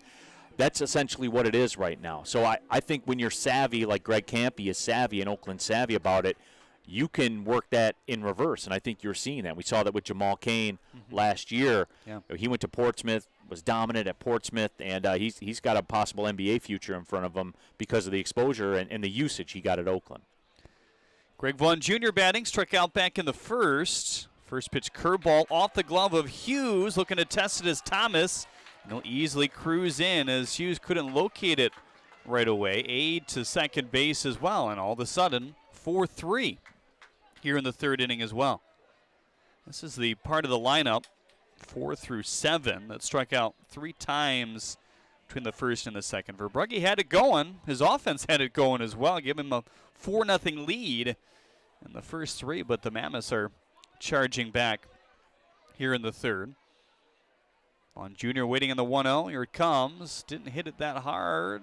And right at Lopez Rios, as he did a good job of arching back for the second out. Here with Neil Rule throughout the first pitch here today, along with Tony Paul, one of the local play-by-play broadcasters and talk show host here for Woodward Sports. I know, obviously, a lot of people know the name Darren McCarty in the area. Yeah, I mean, a few. What's it like to work with him? Here's the deal with him is he is anyone else in this ballpark who just happens to be excelling at hockey. And one of the nicest dudes of all time, one of the most self-aware dudes of all time, and he'll be the first to tell you there was a period in his life where he wasn't as self-aware. Sure. But one of the most valuable friendships that I have, and not valuable as in like he does a lot of stuff for me or anything like that, just valuable because he's big into accountability, man, and that's something that we don't see a lot anymore. There doesn't seem to be a lot of accountability out there, and he's a friend that holds you accountable. When you say you're going to do something, you do it. So I love working with him. He's a great friend. He's a great dude. And it is a lot of fun, but it is hard. Like we do a show at Arts Beats and Eats or whatever. People just walk up to him mid-show, like on the camera. And they just walk up to him, but he's electric like that. 2-0 is fouled back into the glove of Hughes here. 2 outs, 4-3 lead still for the Hoppers with that tying run at third. It's Nathan Aid. He walked back in the first inning as well, along with a single here in the third. The 2-1 off the end of the bat, a 90-mile-an-hour fastball there from Verbrugge. You know, an important part of this business is obviously connecting with fellow broadcasters, and you know, everybody asks for advice. But what would your piece be if somebody's trying to come up in the industry? Go do something else. No, my biggest piece of advice to you is to get lucky, because that's really all that happened to me. You know, I just was lucky. I was in the right spot at the right time. I was at Oakland when they moved to the Horizon League, when ESPN Plus came out, and they needed every game broadcasted. So I got reps on reps on reps, and that's really it. I mean, for real. If you want to be a broadcaster, hey, get lucky. That's your best way to do it. 3-2 off the end of the bat again. Pup is there. Nice charity bounce for him. Good tag by Burke, and he did slap it on the chest of Dakota McFadden. Well, his name is Neil Rule. We appreciate your time. I'm sure we'll see each other soon somewhere, right? Absolutely. You got it, my friend. We'll talk to you soon. Back with more after this on the L Network.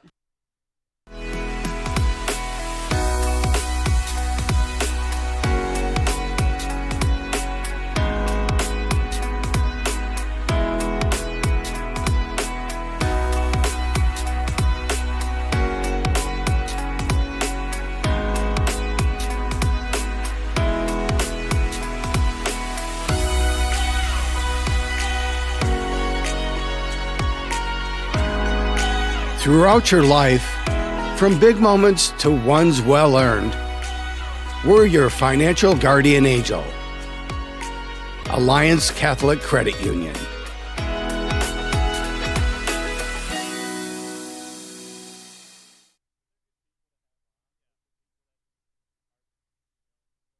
First State Bank is a locally owned and operated business. We're part of your community.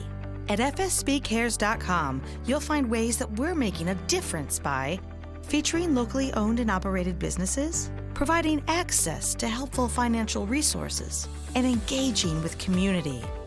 FSBcares.com is part of our commitment to the neighborhood because strong neighbors mean stronger communities. Where good neighbors do great things. Member FDIC and Equal Housing Lender.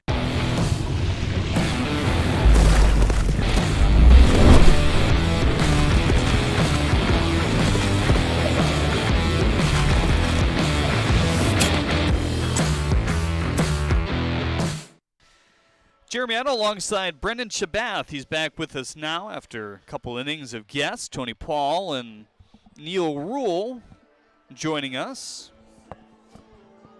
Don't mind taking a few innings off, listening to those guys, two knowledgeable local guys. Yeah, it's so comprehensive, too. It's almost like you could throw anything at them, and they're going to have an answer for you in their different mediums, obviously. So it's fun to catch up with those guys, see them a lot, talk to them a lot, just from the things that intersect with, all three of us, what we cover, where we're at. As this will be, the third complete or full inning for Dearman if he makes his way through. And it came in the middle of the first, and what was a 1-2-3 combined inning for Thacker and Dearman. Thacker with an oblique injury, having to come out after throwing just 3 pitches. Dearman has allowed 3 home runs. Burke just waiting to unleash. After what we saw earlier today, he has a pair. Kreitzer with another. The line drive to left. His other line drive, or his line drive to right, I should say, that found the hill and rolled down it. You don't see that happen too often unless it's a lefty or you're Drew Colossi hitting it the opposite way. Yeah. And we are not done, ladies and gentlemen. I'm with you. Today is just getting started. We might not be done with those, too, with Burke and Kreitzer as well. His second at-bat, he lined one the opposite way to the left. It was more at Weinberger, but still hit hard. Yep. Slider there at 69. Now the 1-1 pitch to Whit Hughes, in on the hands. The fastball fouled off. Hughes with a single back in the second. His third professional hit, and we talked about it earlier. Some adjustments for Whit coming into this week from his former college skipper, Ryan Kotke. Swing and a miss. Caught him golfing on that nasty slider, which hasn't worked maybe as well as we saw it in his first appearance, where he had 7 Ks. Yeah, it's been tougher today. I think that's a pitch that you can fine-tune more with a bullpen session before you have to go out there in the 6th or 7th inning if you're Dearman like you're used to. And instead he had to come in completely cold and completely unexpectedly. And for the most part, he's handled it pretty well.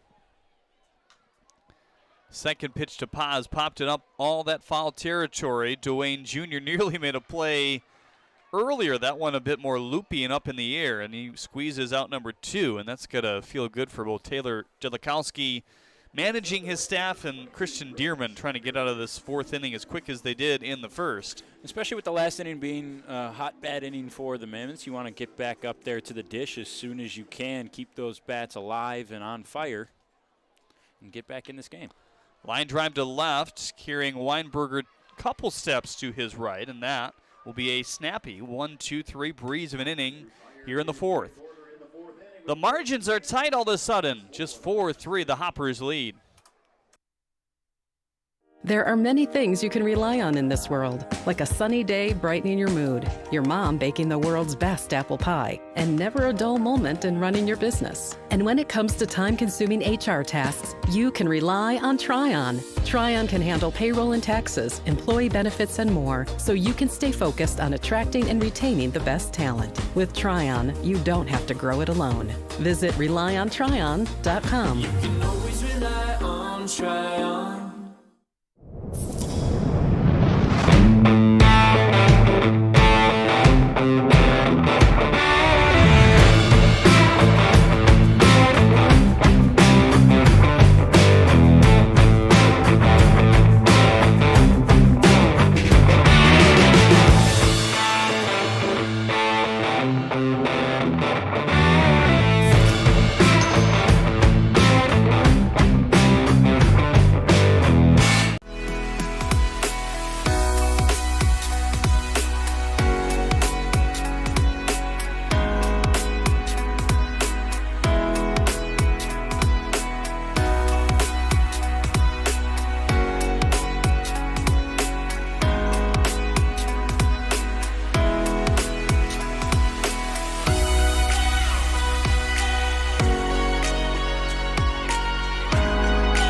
Throughout your life, from big moments to ones well earned, we're your financial guardian angel.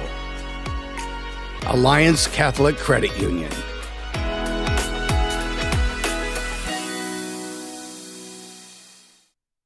Christian Dearman with a really nice bounce back fourth inning after we saw 2 innings in a row where they sent 6 to the plate, scored 4 total runs.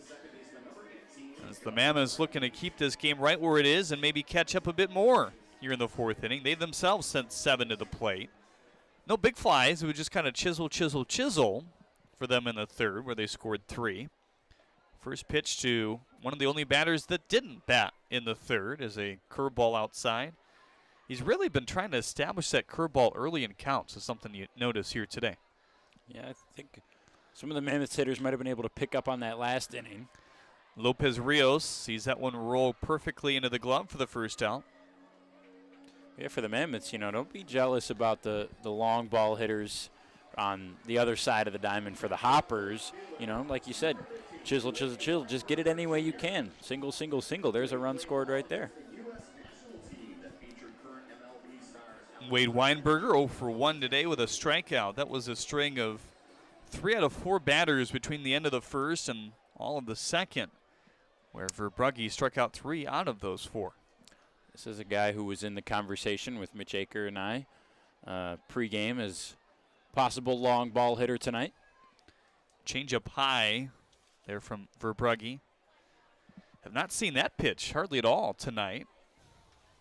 I think he's been very comfortable with that curveball, and that's why we haven't seen it as much. The changeup, that is. Only his 2nd thrown. Goes right back to the fastball at 89.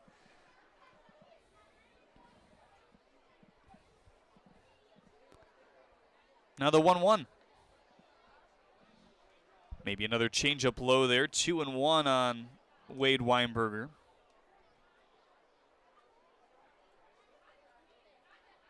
Was indeed changeup number 3.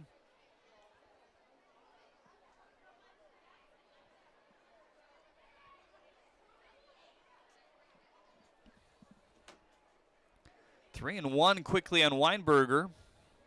It's a decent way to start a rally here. He's got speed as well. Just trying to get on anyway. Has dropped down in the lineup a bit here today, hitting 7th. 3-1, chopped foul. Fastball in on the hands at 88.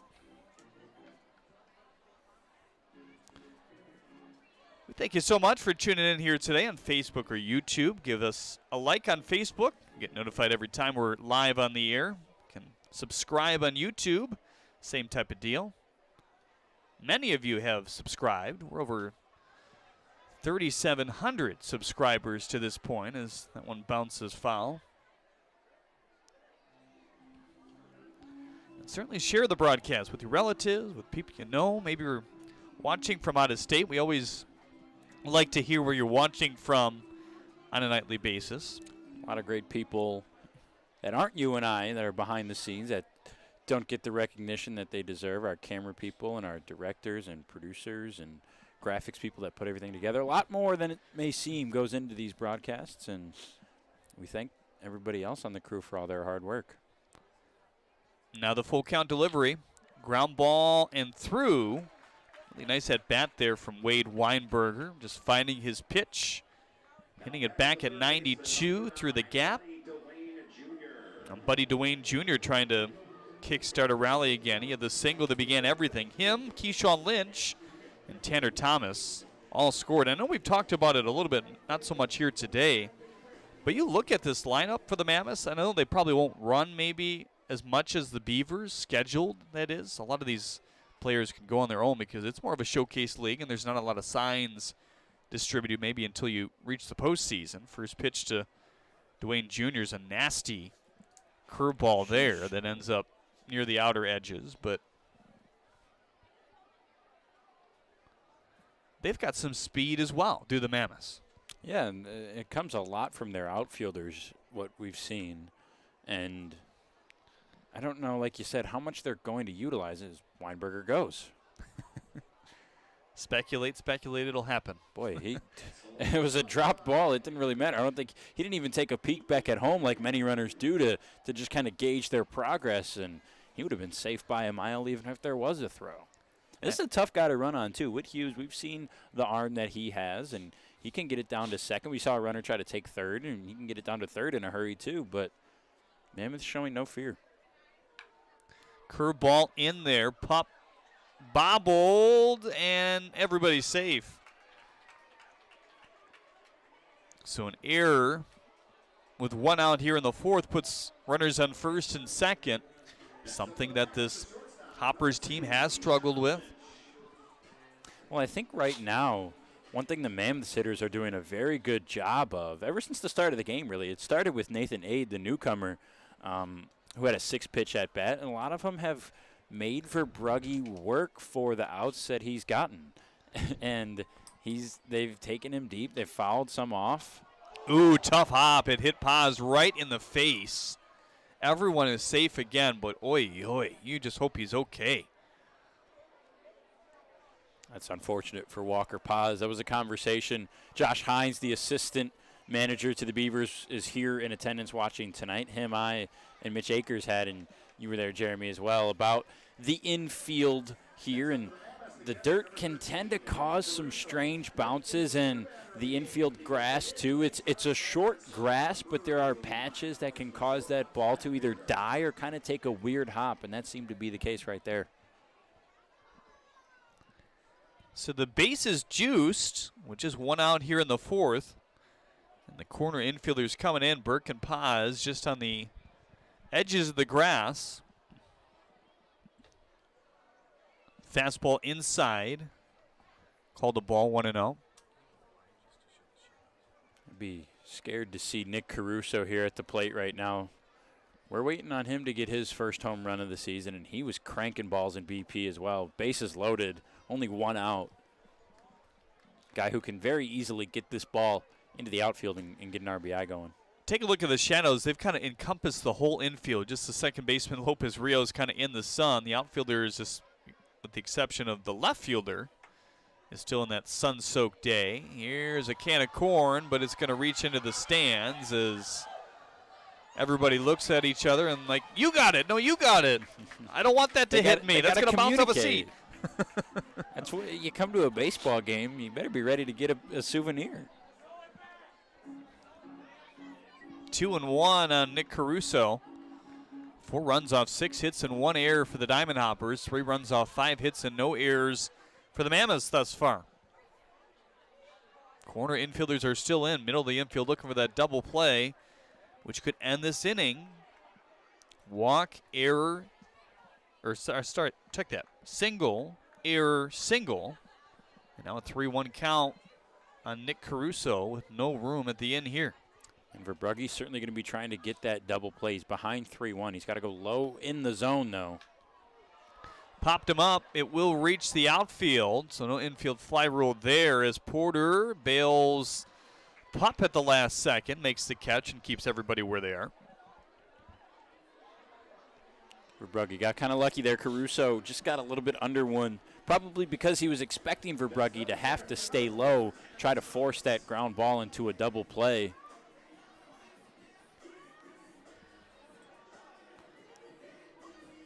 .70 pitches thus far for Verbrugge.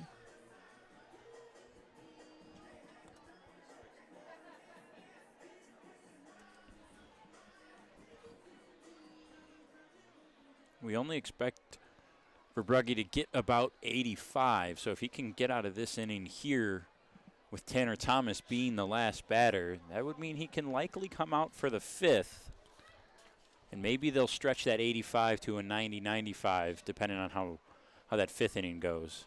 But all relies on Thomas here.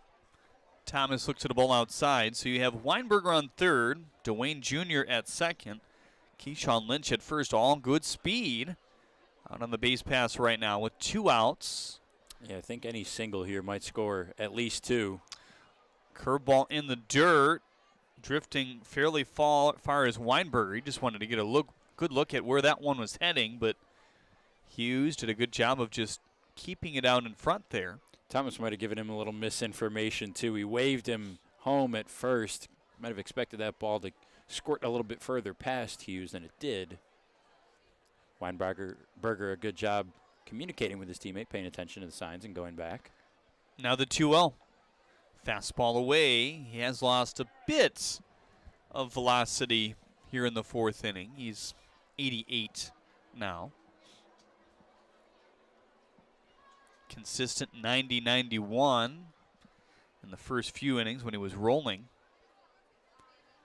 Now the 3-0. Taken all the way. Fastball at the letters. Strike one. Well, we talked about in the pregame Verbrugge's ability to fight out of jams and be a fighter on the mound in tough situations and even rebound from tough situations that have already happened. And that's kind of what last inning was. 3-1, just misses the outside corner. The second walk today for Verbrugge is killer as it scores the tying run and then some maybe here in the fourth if they keep going. It's now Nathan Ade, a guy that has already collected his first professional hit, that back in the third, first professional walk in the first as well. Just getting it all out of the way here. Yeah, I mean, get your money's worth, Nathan. Way to go. We talked about it in his first time up. Showed some major pop this year in Eastern Illinois as this one pumped in for strike one. A guy who also played at Illinois for a couple of years in the Big Ten. Yeah. He's been the main contributor to the reason this is likely Andrew Verbrugge's last inning, up to an 80 pitch count. Ade had a 6-pitch at-bat and a 7-pitch at-bat in his first 2 at-bats. Chopped right to Andrew, fields his position well, and chucks it over to first and limits the damage here in the fourth inning. The first runner that reached base in the fourth does score, Wade Weinberger, but that's it. 4-4. The Hoppers come to the plate. Let's see what they can do as Brendan Shabath takes over play-by-play in the fifth inning as well on the USPBL Network.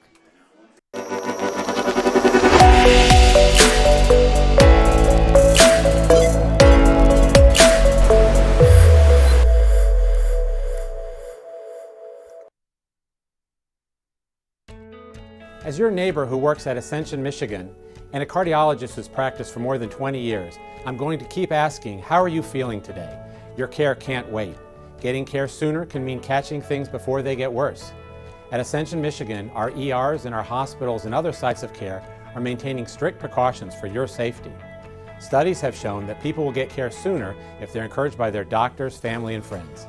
Get the care you need at getascensionmichigancare.com. Welcome back here to Jimmy John's Field as we have the Westside Woolly Mammoths taking on the Eastside Diamond Hoppers. A great baseball game today so far. We've had a little bit of everything. What we have seen for certain is a lot of pop from the Eastside Diamond Hoppers lineup. 2 home runs for Joe Burke and a home run for Nick Kreitzer. They've got 4 runs right now, and it's tied at 4 apiece. The Mammoths on the other side haven't quite had the same pop. It's been a great day, warm and windy. The wind blustering out to right field has contributed to a lot of deep balls, but the Mammoths haven't taken advantage of that. They've slowly gotten some singles and gotten some base runners to get their 4 runs. They tied it with a bases-loaded walk from Andrew Verbrugge last inning. Christian Dearman has the pitch count and the innings of a starter, but didn't get the start. It was Donovan Thacker who went out with an oblique injury after 1 batter in the first inning. Dearman had to come in. We were expecting to see him today, but not this soon, as first pitch to Juan Lopez Rios, the leadoff hitter here in the 5th, is popped up. It'll be fielded by McFadden at first. A tough little play sliding away to his right, but he catches it for out number 1.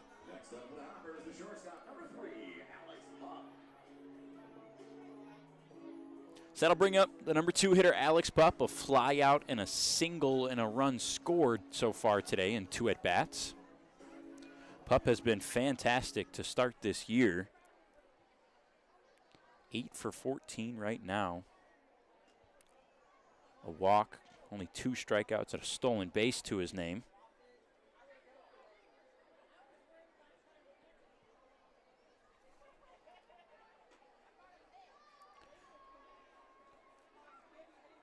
Ball and a strike in there from Dearman. Dearman, as I mentioned earlier on color, has a very high strikeout rate right now, had 7 strikeouts in only a few innings in his first relief appearance.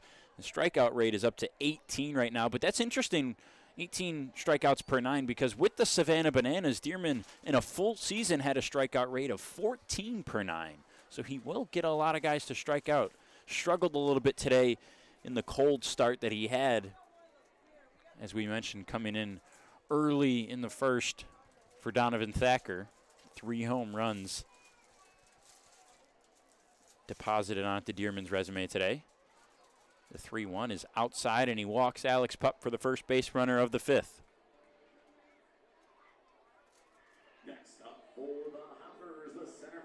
That comes up Blake Porter, 0 for 2 today. But Porter, a lefty, going against the righty Dearman. As we mentioned, that wind blowing out there to right field, very favorable to lefties, especially with a righty matchup on the mound. First pitch is outside, ball 1. Porter, a guy who also has a home run to his name this year already, 2 RBIs as well. 2 for 15, though, to start this season. Dearman, quick move over to first to look Pup back. Dearman had a battle earlier when Pup reached in the 3rd, back and forth with some tosses back to McFadden at the base.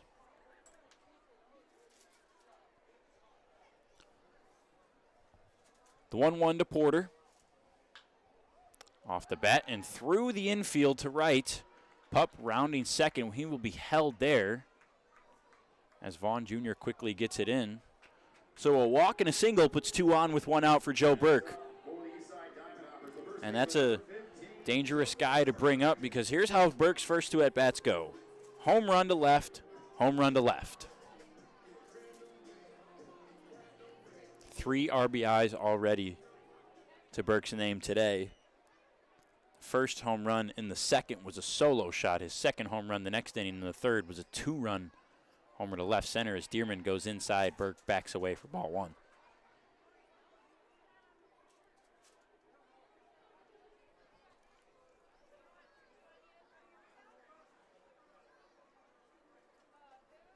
Sidearm delivery from Dearman.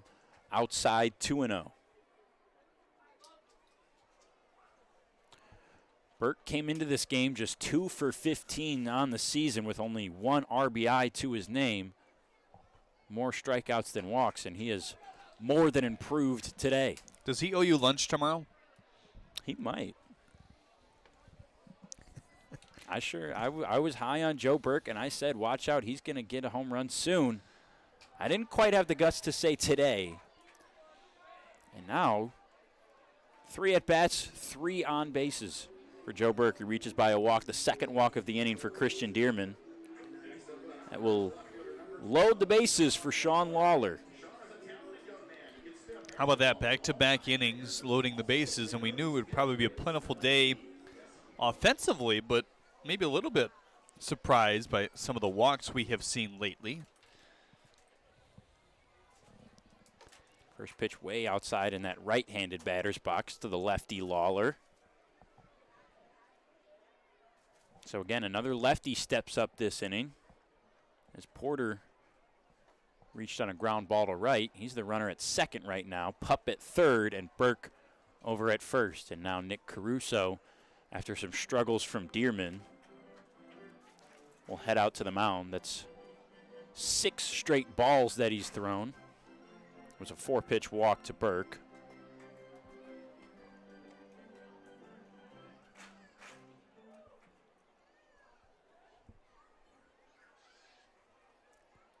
Only 1 out here for the Mammoths in the 5th. Lawler hits this one to left. Weinberger is there. Pup waiting to tag. He will go. Weinberger, the big Wine throw to the plate.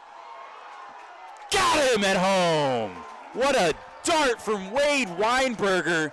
And the Mammoths double up the Hoppers to end the half inning.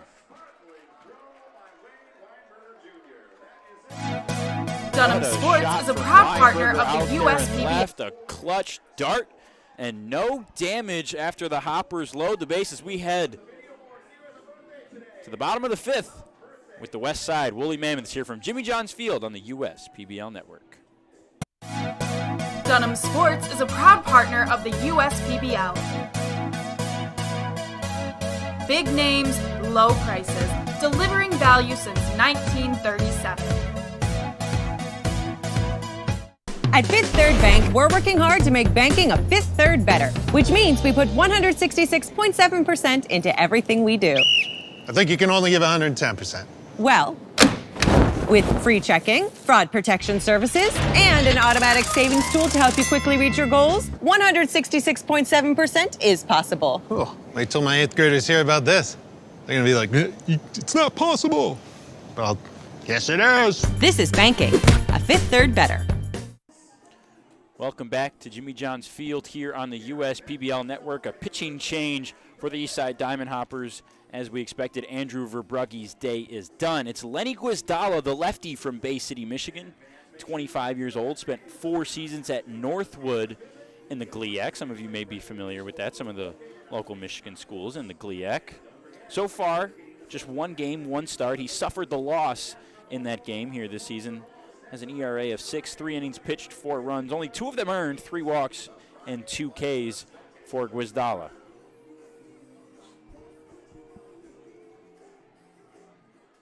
Due up for the Mammoths, 4, 5, 6 hitters, Vaughn Jr., McFadden, and Rainey.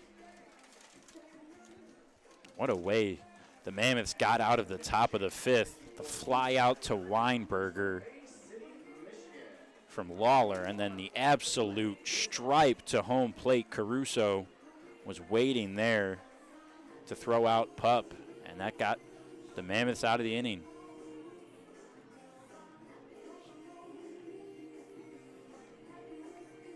Guizdala was with the USPBL last season, appeared in 7 games, only 1 of them for a start, had an ERA just below 9, only totaled 11 innings pitched, 2 walks, 9 Ks as well. It was a good strikeout rate of just over 7 per 9 and a walk rate below 2 per 9.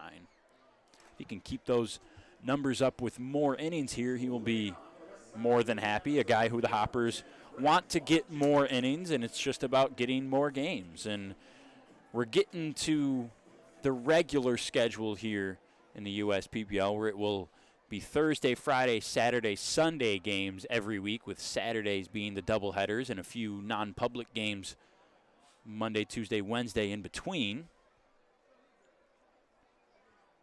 Vaughn Jr. takes high for ball 1. And we're seeing something different, at least in the public games. Guizdala normally comes from the bottom. Side armor, but coming over the top here today.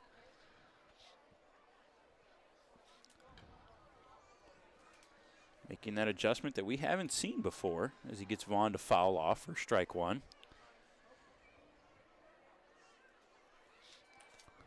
Tied at 4 here in the bottom of the 5th. Surprised to be tied here after the Hoppers had the bases juiced last inning and couldn't manufacture a run.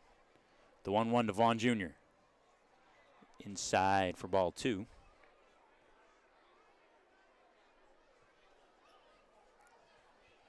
Boy, they flashed that Chevrolet pitch speed up there on the board quickly. Didn't get to catch it, but I believe it was a breaking ball at 72 from Guizdala. And now the 2-1. Vaughn hard hit, but fouled on the third base line.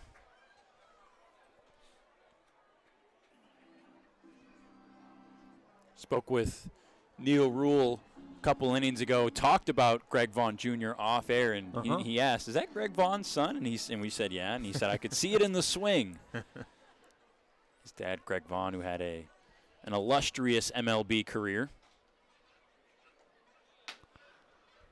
Pitches inside. Full count now. And not a bad swing to model yourself off of. Not at all.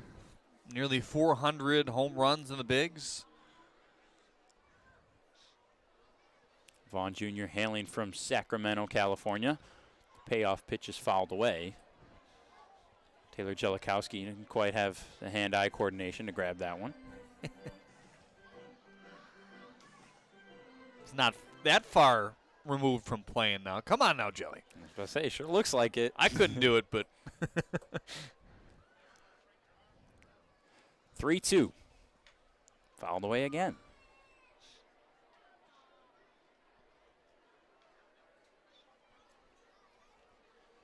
So this will be the 9th pitch of Vaughn's at bat. Looks like he broke the bat. He might have. How often do you see that, a broken bat on a foul ball? And off the end of it to boot. Now you could see, just watching the replay here on YouTube, he knew right away.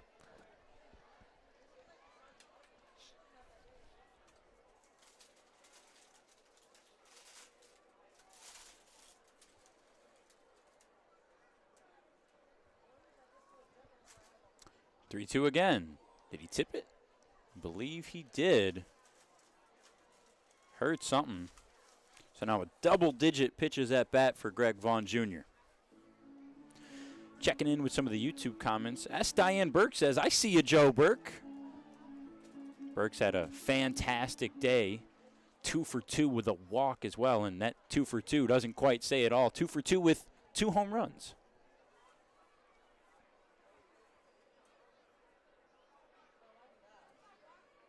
Christian Hollow says, I love Tanner Thomas, favorite player. Vaughn hits this one high, fly ball to center field.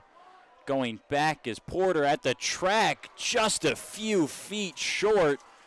No wind to carry that one, unluckily that time for Greg Vaughn Jr., and it's simply out number 1. Yeah, if there is any kind of wind, even half of what we saw earlier, that one's off the scoreboard. Was hard hit off the bat, just a little bit too high. But now stepping in another power hitter, Dakota McFadden.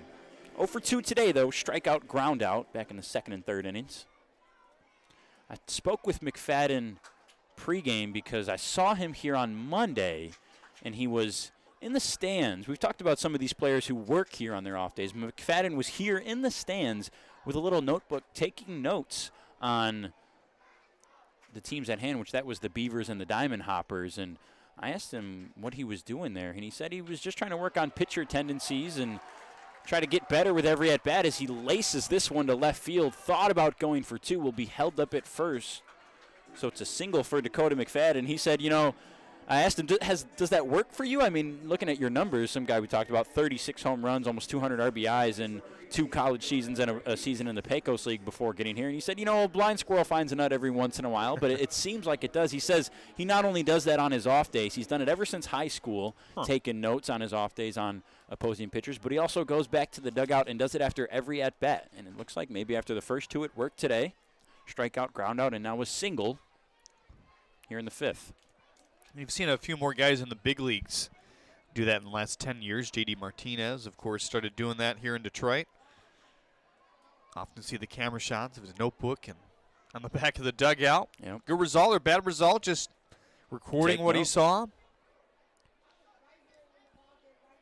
Nothing beats what you saw right in front of your eyes, right? Right. That's one thing that I've learned is write it down before you forget it. Your mind is not as sharp as you think.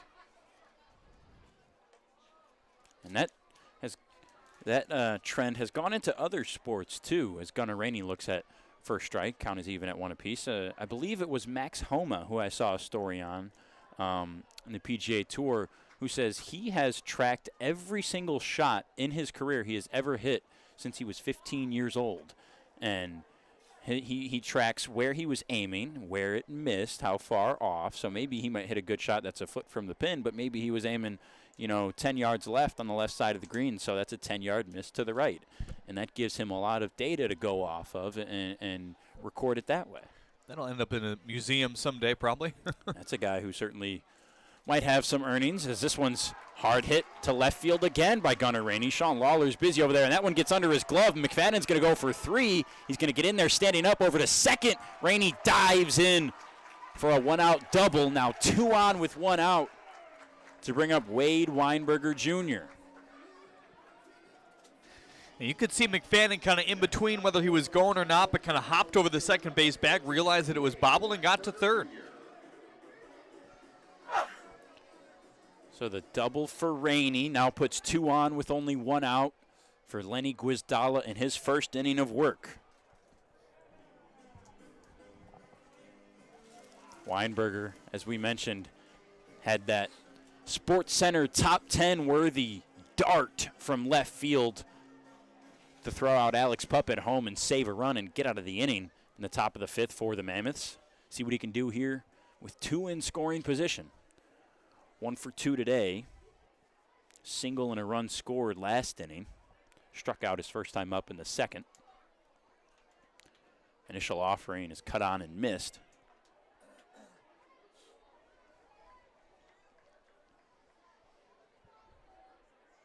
Haven't seen a lot of breaking balls so far from Guzdalov. That was a good one on the first pitch.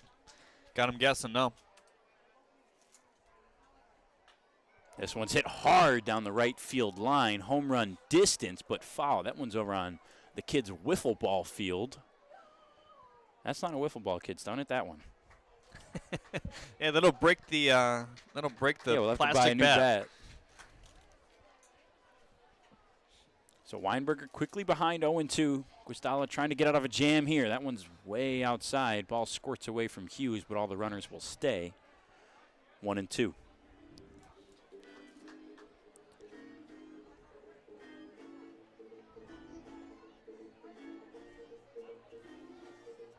Weinberger came into this game just 2 for 11 on the season.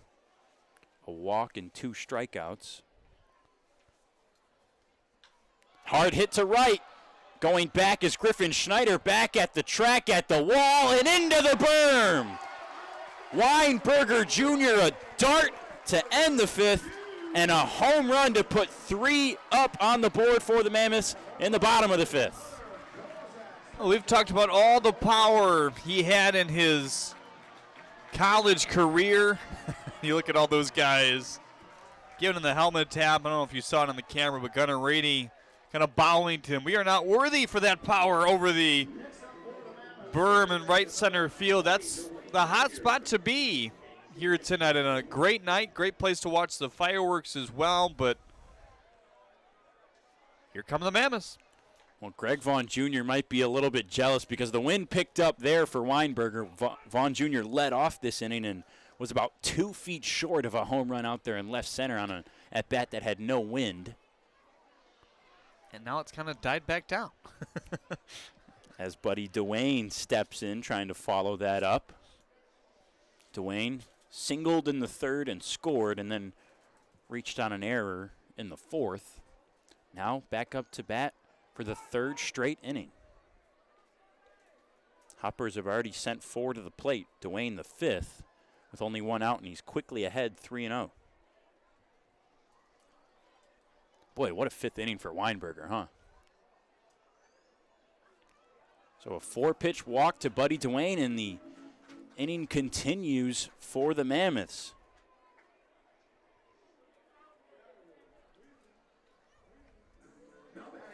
No mound meeting for Lenny Guzdala. He's going to have to work through this himself. This is just his first inning out of the bullpen, relieving Andrew Verbrugge. This is who we expected. Some other guys that might come in, Michael DeSanti, Luke Drummond. They both pitched on Monday, but they are hot, as we say today, out of the bullpen. Also, Alex Leha, who was scheduled to pitch Monday, but that was just a 7-inning game, and there wasn't room for him, so he did not get to go. Keyshawn Lynch, the number 9 hole hitter, is behind 0-1 right now. Dwayne Jr. on first. Lynch swings and fouls it back, 0-2. And Keyshawn, one of those guys, has played in affiliate ball in the past. Just a really nice bottom of the order piece. If he can get it going today, reach base twice. Lynch has played in the Pioneer League, the Northwoods League, the Midwest League, and the United Shores League. Spent last season with the Beavers, moved over to the Mammoths for this season. So this one is fouled away again. Yeah, Midwest League, a league here locally. If you're from Michigan, I know we have watchers all over the place, but quite a few teams. Whitecaps, Loons, Lugnuts. Played for the Kane County Cougars.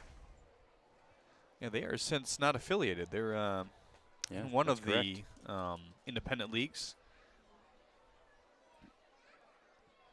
Guzdala move over to first. Dwayne dives back in time safely.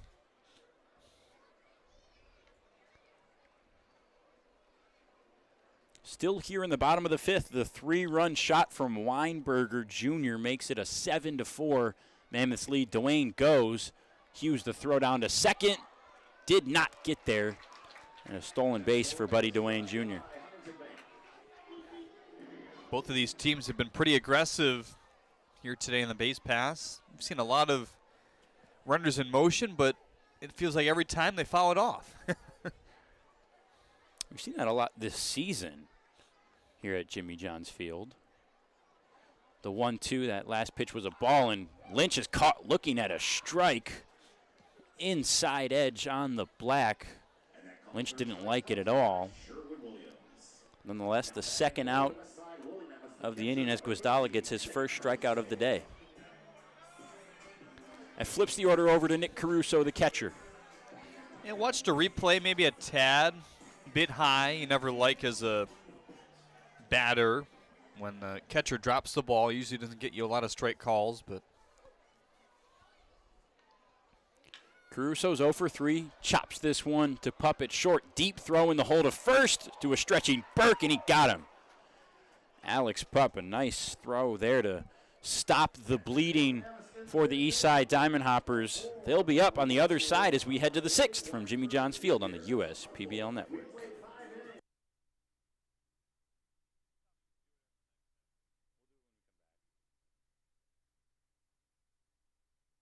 There are things you can rely on in this world, like your dog being happy to see you, coffee getting you through the day, and the government changing business regulations. And when it comes to navigating those regulations, you can rely on Tryon and its team of attorneys. Tryon can also tackle time-consuming HR tasks like payroll and employee benefits, so you can stay focused on growing your business.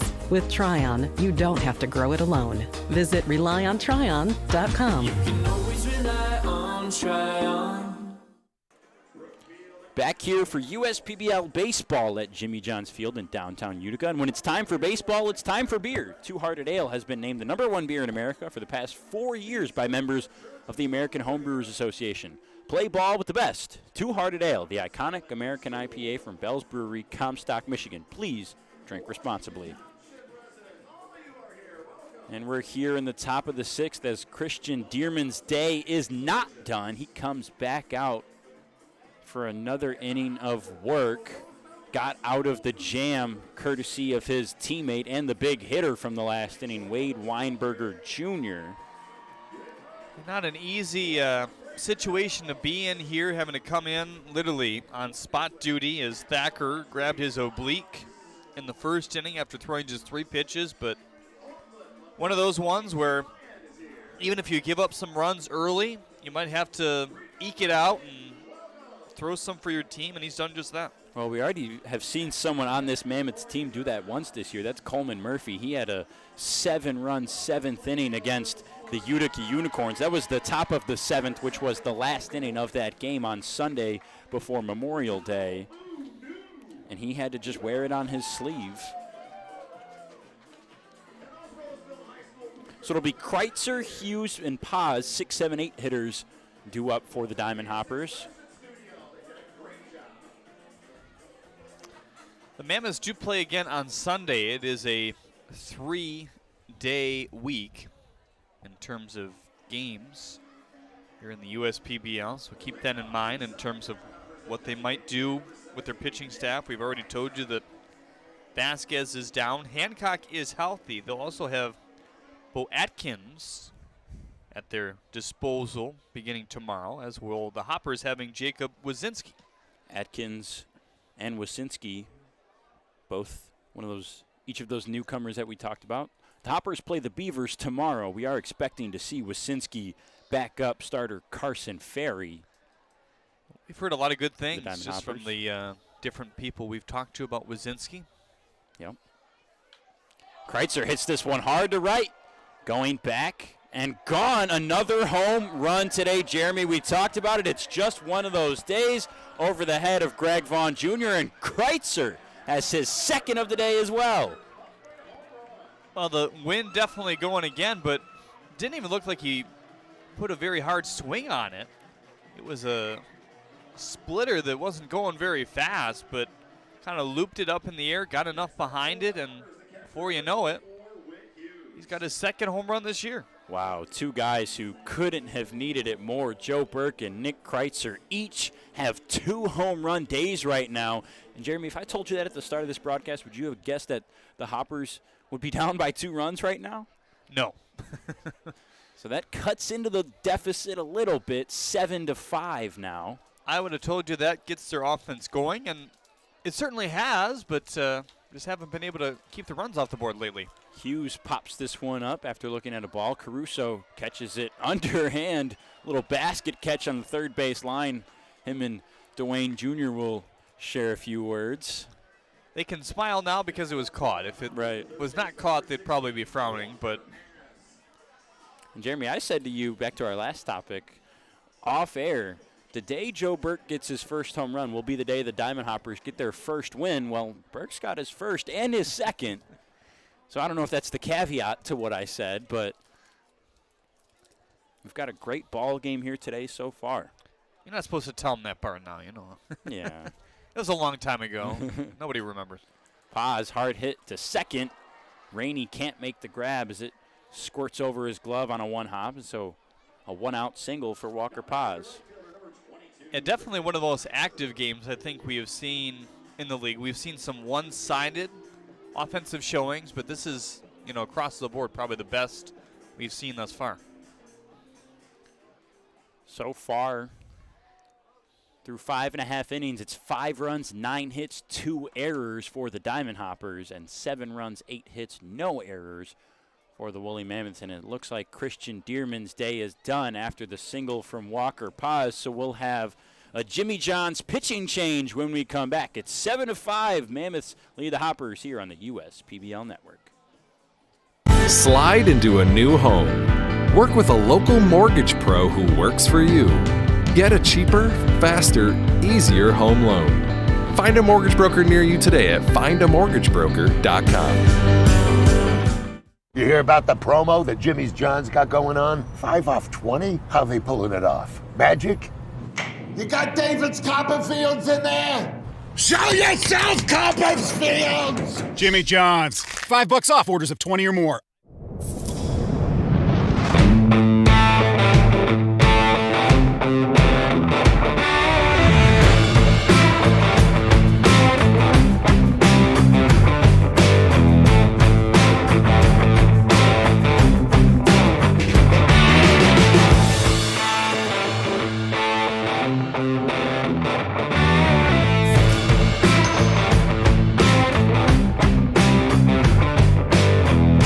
How do these business owners find the time for peace of mind? Because they rely on Tryon to handle difficult and time-consuming HR tasks like payroll, benefits administration, and more. Working with Tryon, one of the nation's top professional employer organizations, provides access to top-tier healthcare and employee benefit plans and its team of attorneys and HR experts. With Tryon, you don't have to grow it alone.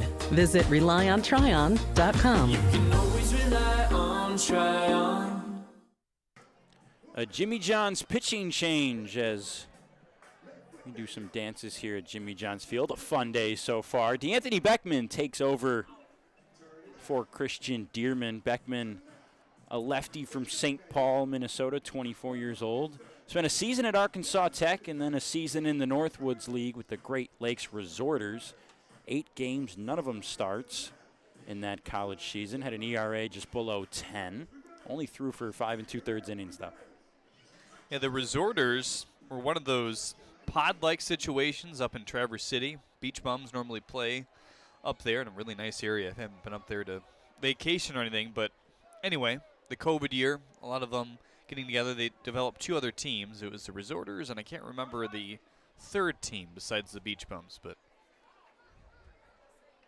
so Schneider is up now after the single from Paz. We've already had a home run from Kreitzer this inning. I take that back. The Beach Bums were the old Frontier League team, another independent league. It is the Pittsbitters, even better name. I love that name. Fantastic I love that logo. Name. Yeah, that's a great logo. The 1-0 to Schneider. Paz going. Throw it on to second. Will not be tossed by Caruso. Paz with a lot of speed over there at first. In there easily with a stolen base. So Beckman will throw fastball, slider, and changeup. We've already seen the fastball once. And that changeup, a developing pitch for him over the last couple of years.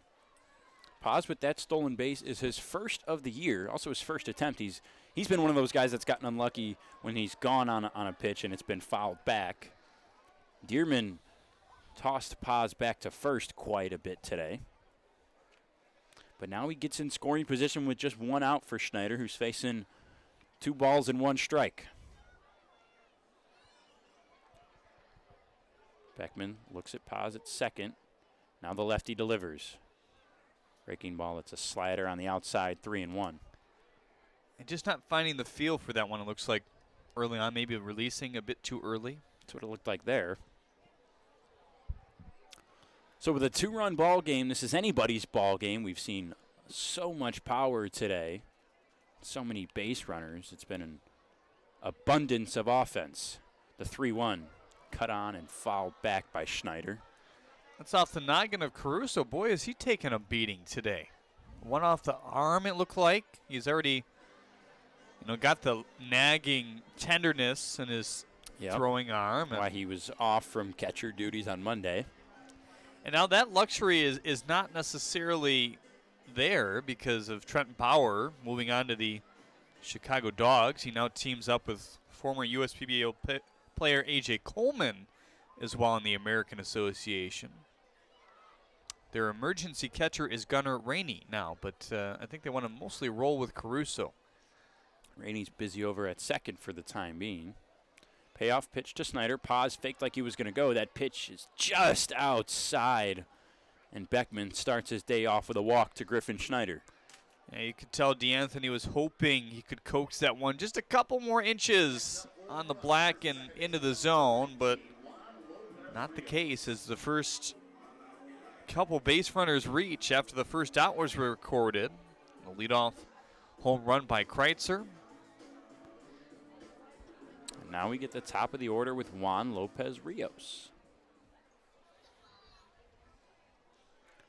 Lopez Rios is 0 for 3 on the day. Hasn't been able to join in on the party of the offensive onslaught for both teams. First pitch is in there in the bottom of the zone for a strike one.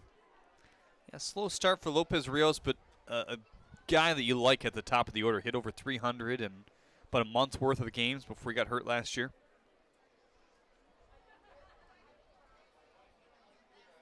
The 0-1. Breaking ball outside, 1-1.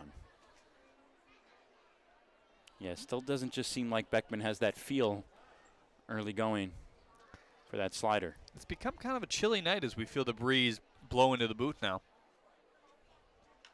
One's all on the scoreboard as that one's fouled back.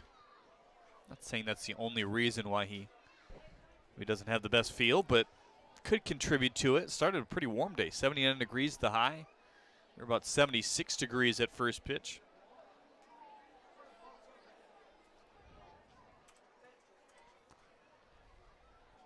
Cooled down to 72, but it feels a little bit more breeze. Ball and a strike to Lopez Rios. Swing and a miss. So a walk and a strikeout to start the day for Beckman. Now 2 down with 2 on. Bringing up Alex Pupp. Strikeouts have not been one thing that has been plentiful today for really any of these pitchers. Verbrugge had a nice pace in the first couple innings, striking out 3, but it's more the home run kind of day. Hit it to the gap. Pupp is 1 for 2 with a single and a walk. Flew out his first time up. Pitch in for a strike.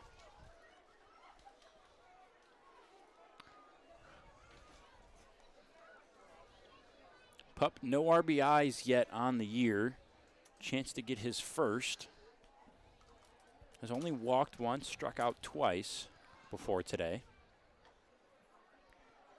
Inside edge on the black for strike 2, and Alex Pupp quickly falls behind to DeAnthony Beckman, 0-2. Boy, that's a tough pitch to hit as well. That extra tail on the inner half as it's breaking across the plate.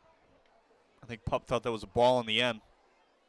for the slider struggles, Beckman's fastball has looked quality to start. 0-2, outside ball 1.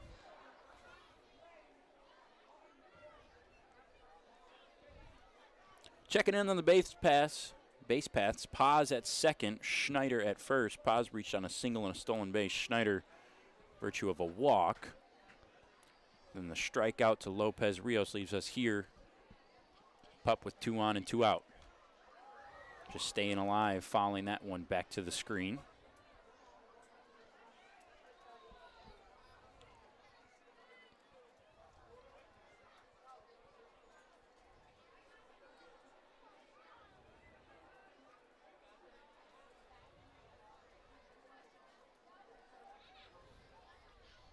Pup, despite not having any RBIs, has 3 runs scored this year. Guy who can get around the base paths quickly. 1-2, fouled away again. Yeah, first game of the year on opening day that Ryan Kotke played him. He kind of slotted him into that 9 hole. He got here a little bit later than most guys in spring training. Didn't want to put too much pressure on him as a first-year pro, but it was clear that he was not going to stay there. Just how he handles the bat, he's done a really nice job in this 2-hole. Brings some power, some contact ability. Also, as you talked about the walk earlier. He's been good on the defensive side of the ball as well. Had a nice throw at short last inning to get out of the inning for the Diamond Hoppers. And hits this one hard into left. Weinberger a few steps back, but right to him relatively, and that will end the top of the 6th for the Diamond Hoppers. So 1 run on the home run, the solo shot to the berm from Nick Kreitzer, and it'll be the Mammoths with a 2-run lead in the bottom of the 6th when we come back. Every summer, my family loves to have a neighborhood movie night in our backyard. And with my Chevy Blazer, I can head out and get everything we need for a great night. It has plenty of room for picking up friends, and the available hands-free liftgate is perfect for loading unhandy supplies. You know, it may be movie night, but my Blazer is the main attraction wherever I go. Lease a 2022 Blazer 2LT for just $239 a month for 24 months. Put it in D and see why Chevy drives the Motor City. Check your checking. If your account doesn't get you pumped, amped, or geeked, make the switch to Genius Checking from Genesis Credit Union. It's just genius.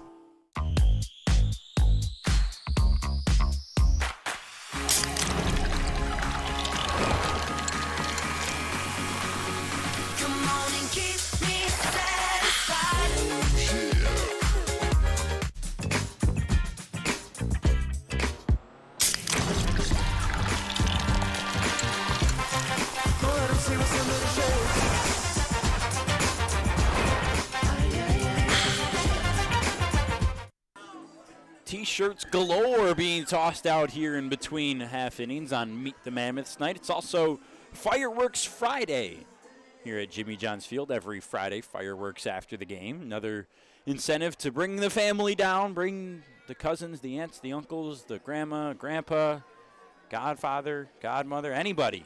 Come on down to the ballpark. Enjoy a day. We've had a great day of baseball today, only continuing right now in the bottom of the 6th. As the Mammoths lead the Hoppers 7-5.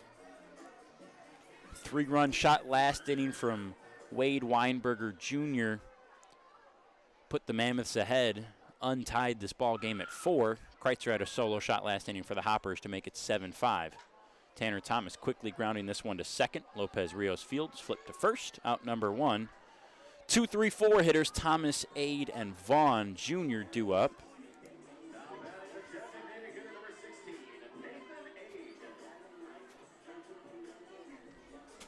So that'll bring up Nathan Ade, who we have been impressed with so far in his debut. Had his first professional walk and hit. Grounded out to the pitcher back in the 4th the last time up for him. Lefty-righty matchup here. Guizdala delivers and fouled away.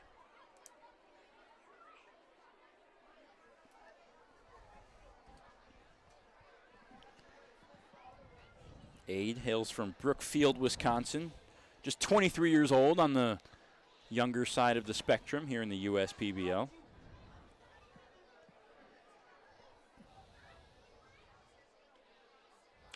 Looks at a pitch inside the zone on the inside corner. And Guizdala ahead 0-2. That breaking ball has caught most hitters off guard here today. They just kind of hopped on the fastball. Won't be surprised if he goes back to it. There it is, and it's hit deep to center, but not too deep as Porter ranges, glides, and makes the grab. 2 up, 2 down.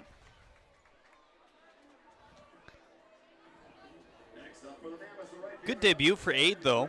Yep. And you get your hit right out of the way in your second at-bat. You get on base in your first at-bat.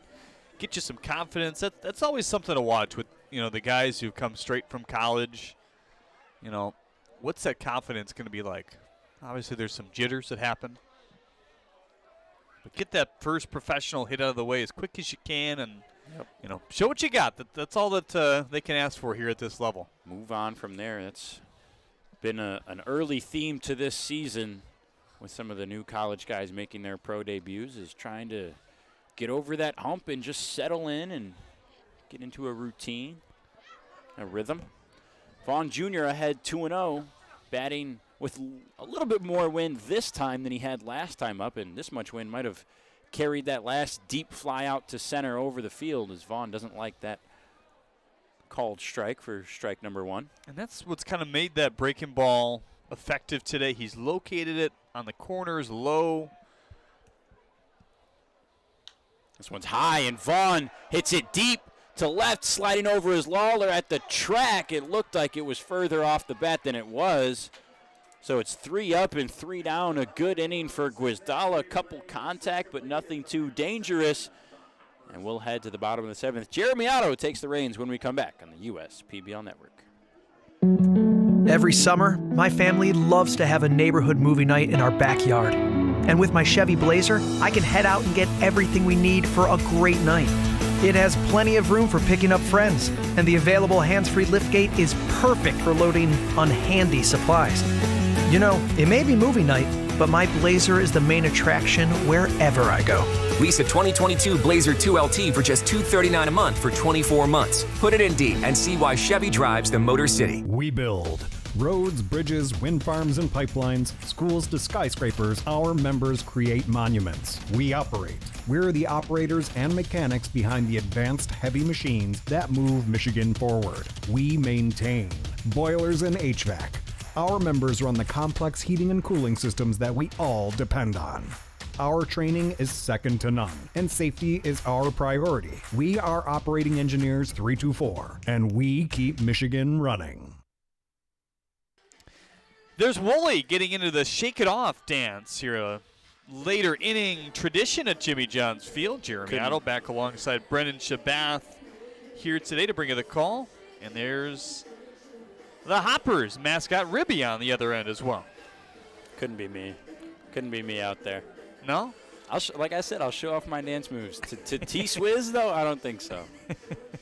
Conlon Ledbetter taking over on the hill here for the Westside Woolly Mammoths. Coming on earlier than we would usually expect. Beckman did have a little trouble last inning. Obviously gave up that home run to Kreitzer. Just like you said, just didn't quite look comfortable. Didn't quite look like he had things fine-tuned to be out there on the bump, but still surprised that we see Ledbetter. There are other guys that we thought the Mammoths might want to get in. Cole Murphy is available. Hancock is back from injury. Mitch Akers says he's good to go. But Ledbetter's usually the go-to closer that they like to save for the 8th and 9th. So he'll come out for an extra inning, I guess.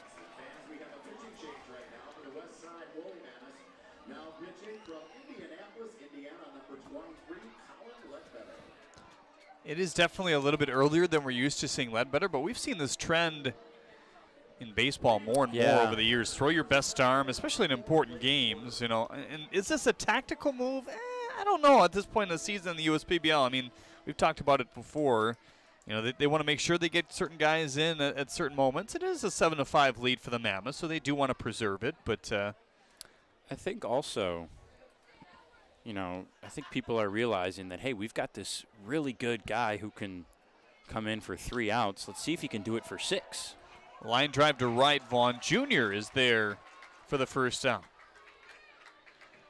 You could tell Vaughn Jr. thought he had that ball out in left field. Yep. And the wind really has. I mean, you don't see it too often here at the ballpark either. It's either really blowing out, like we've seen a good majority of the games, or it's dead. And we saw that one game when the air was just thick, it had rained. Yeah, bloop singles galore. Yeah, and guys were taking huge swings. I'm like, my goodness, there's no way that that's normal in this environment, or in any environment at that. As Joe Burke looks at a ball down low, 1-0. Ledbetter's sinker, slider, and a circle change in his arsenal. That's a slider. Yeah, most of the guys you see that don't really have a standard four-seam or two-seam fastball and only 3 or 4 pitches are going to be those closer relief guys. Ledbetter is one of those. And kind of like we were talking about earlier, Ledbetter is a very good pitcher for the Mammoths, and they're going to utilize him as much as they can this year before he is no longer in this United Shores Professional Baseball League, which is a very good possibility that he doesn't stay here the whole year. But, having a closer this good, it's not usually too harmful to bring them out a little bit earlier and just kind of use them as a regular relief guy, 3 or 4 innings. Dwayne Jr. has been busy today. That for the second out. 2 up and 2 down for Colin Ledbetter thus far. It's especially beneficial to bring in a guy earlier than he's used to. When you get the first 2 batters out just like that pretty quickly, keep the pitch count low, make sure he's fresh. It's almost like he never came out. Ledbetter this year pitching, and now it is his 4th appearance. 1-1-1 each time. 3 hits given up, a walk and 5 Ks. First pitch to Lawler, high and away. He's also got a save to his name as well, and opportunity for one tonight. Certainly have a lot of baseball left, and we've seen that things can change in a hurry tonight. 1-1 on Lawler. Like I talked about earlier, again, these are early numbers. Only 3 innings pitched total for Colin Ledbetter, but the early numbers are good as far as strikeout and walk rate. 15 strikeouts per 9 and only 3 walks. Slider low, 2-1 on Lawler now. Left fielder today. Single back in the 3rd, struck out and flew out. That was that unfortunate double play, if you're a Hoppers fan. Lawler's been busy out there and left. A lot of those Mammoths hitters, the righties, have pulled it over there, and haven't had to make too many catches in the air, but has had to field a lot of liners bouncing before him. His arm has looked pretty good, appears to be fine as we understood he was back from that elbow injury. Takes a 2-out walk from Colin Ledbetter. That's a rarity, especially after he's retired the first 2. Yeah, like we said, only 3 walks per 9 innings so far for Colin Ledbetter, and I don't think we're going to see that too much from him this year. See what the strategy is against Kreitzer here. Guarantee he's not going to try to get him anything middle. I say strategy is keep it low and away. Ooh, first pitch slider. That's probably not a bad idea. Swings through it. That'll do it. Home run in the 2nd, solo variety. Home run in the 6th. That was a leadoff home run. They've had 2 of those in this contest. You just can't really put it anywhere that he can get a barrel on it. So that's why you're going to keep everything primarily low and away, or you're going to jam him up inside, but you don't want to do it high. He's got that open stance.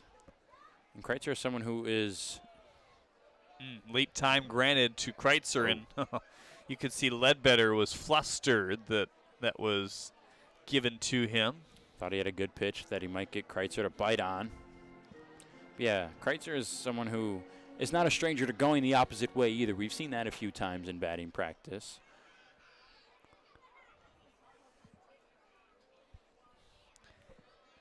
Waiting on the 0-2 here. And in the hands, 91 fouled off. That's why you do that.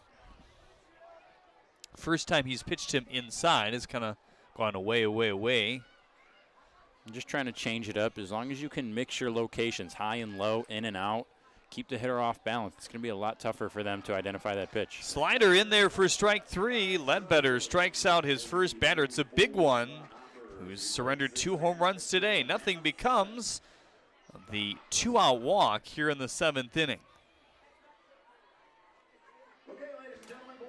Well, time for your 7th inning stretch here today. Our favorite part. Brought to you by Genesis Credit Union. Time to sing as well. Now it's a challenge because we are off the ballpark here. Buy me some peanuts and Cracker Jack.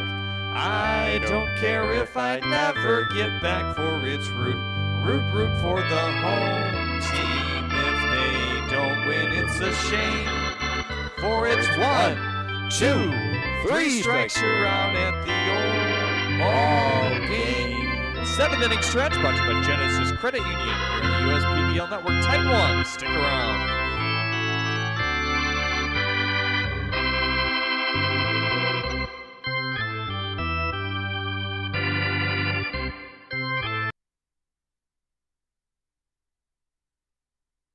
You dreamed of starting a company, not an HR department, but your business has grown fast, and so have the complexities of payroll and taxes, benefits administration, and other HR functions. That's why your business needs a professional employer organization like Tryon Solutions. Tryon provides businesses of all sizes access to top-tier healthcare and employee benefit plans. With Tryon, you don't have to grow it alone.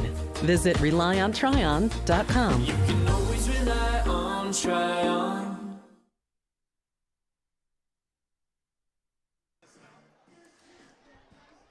Welcome back to Jimmy John's Field, downtown Utica, Michigan. Alex Leha takes over on the mound now for the Eastside Diamond Hoppers. Their 3rd arm used. Verbrugge, Gwizdala, and Leha have all thrown now. Leha's somebody the Hoppers managers, John Dombrowski and Ryan Kotke, have been eagerly trying to get into the game and get some more innings. He's only had 1 appearance so far. Did get to go 4 innings in that appearance, which is good, but he was scheduled to go slated for Monday, and then that 7-inning game, Zach Devin needed to get a few more innings. Michael DeSanti needed a rep, and Leha just couldn't find room in that rotation, but get out here today. Might get to go 3. That's something Mitch Akers talked about. If he can, they'll try to stretch him to 3 tonight, and 7, 8, 9. Do the math. Math is hard. It's never my subject, I'll tell you that. Mr. Gumbo really tried to grill it into me in an algebra. I made sure I didn't get him. I had Mrs. Grady, which if you're listening out there, Mrs. Grady, one of the best teachers I ever had. 1-0, pounding the fastball in for strike 1. Have you followed up with the Jesuit high school at all lately? I spoke with a high school friend of mine who has a brother that's still there. There are very few teachers that are still there that were there when I was. Yeah, a little bit of a changeover, a lot of historic faces and pieces. Even in retiring administration, now. yeah. Yep. Kind of moving on. 2-1 pitch, popped it up foul. Chelsea Cooper, of course, our in-game host here at the USPBL in the last few years, has begun to teach communications and journalism over at UD Jesuit as well. And she took over for another former in-game host of the USPBL, Matt Derry. Yep. Here's the 2-2, high and away. Fastball there from Leha. A guy that saw some time in the Wolverine Hoosier Athletic Conference in his last couple of years. Marygrove for Ryan Kotke, and then U of M Dearborn. Newer program in the area. 3-2, trying to pound it outside, and McFadden lifts that one foul. 2-seam, 4-seam, change-up slider. Sometimes that slider looks a bit like a curveball. Yeah, a lot of verticality on that one, which can be easy to do. Sometimes it's such a similar pitch, easy to come over it. 3-2 popped him up here. Lopez Rios lost it in the lights. Snyder was fine with it. That would have been a long run for Lopez anyway for the first out. Well, that's why there's 9 of you out there. Pick up each other, communicate. Lopez Rios got unlucky, and thankfully for him, Schneider was ready. That's now quietly 1, 2, 3, 4, 5, 6 outs in a row between Gwizdala and Leha, trying to settle down this active Mammoths offense. It's been an active game overall. 2 in the second, 2 in the third, and 1 in the sixth for the Diamond Hoppers in terms of runs. Well, Jeremy, we've had back-to-back half innings without a run. Can you believe that? I can't. The way the pace we were at in the middle innings. The only other time that happened in this game, in the first. Now the 1-0 to Rainey. High. That was out of the arm at 78. Not sure if that was the changeup. Probably. Tough with the righty on righty anyway. Another changeup outside. 3-0. For the Mammoths, it was a big flurry in the third. They scored 3. 1 following that, and 3 more put up in the sixth. Third changeup in a row, in for strike 1.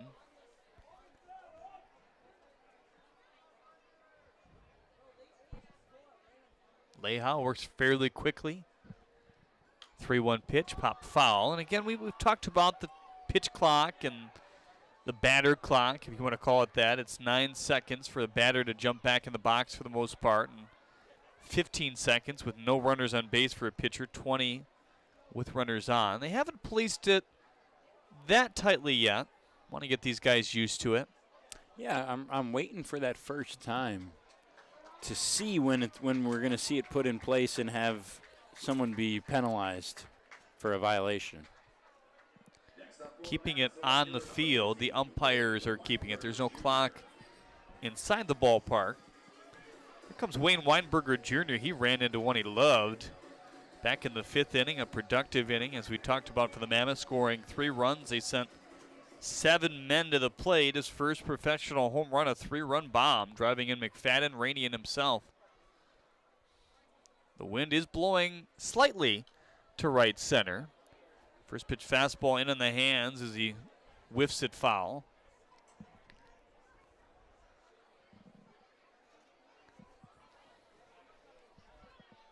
Obviously, back to the pitch clock discussion. We know what the results of a violation are. Yep, ball for a pitcher, strike for a hitter. There are warnings in place as well. We haven't even seen those yet. Not that we know of, at least. Sure. We're not down there. Our mics don't pick up dialogue between the umpires, but I'm just curious to see how it's going to play out with the players, with the fans. You know, will they dispute it? You can argue balls and strikes and out and safe, but you can't really argue a time violation like that. So sure. It should be interesting once it really picks up steam and gets implemented here. And another late time granted. We've seen both offenses be granted late times. Colin Ledbetter was pretty frustrated. It might have been a makeup there. The previous half when Kreitzer got one. He ended up striking out. Good inning as well for Ledbetter. We'll see if he comes out for his second inning of work for the first time this year. Now the 1-2. Runner moving. Maybe a hit and run as the fastball whacked back to the screen. Got a Rainey on the move. I think it was a hit and run because Rainey really didn't have a big lead. Maybe only a half step, full step from a normal lead. And he got a good jump, but it didn't look like he was quite in a position to try to snag one. 1-2 again. Slider dashes inside.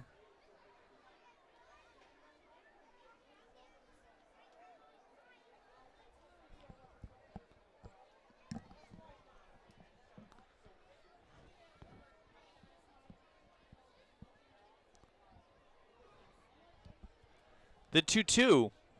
Another fastball. 3-2 on Wade Weinberger. Boy, the Yankees are having a day. Garrett Cole had a no-hitter through 6. That has since been broken up. 13-2 are the hits, but 12-0 are the runs in favor of the Yankees. Oh, my goodness. After a really nice stretch there, beating the teams they certainly needed to in the division.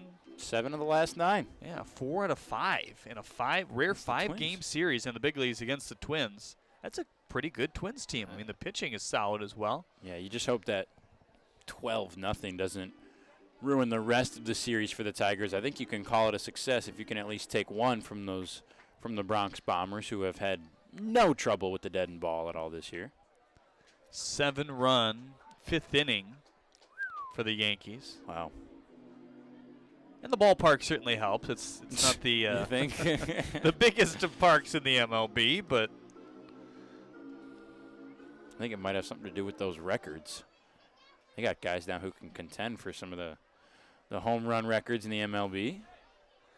Inside on Weinberger as, again, Rainey was moving on a 3-2 pitch with 1 out here in the 7th. That is now the 5th walk collectively for this Mammoths group today.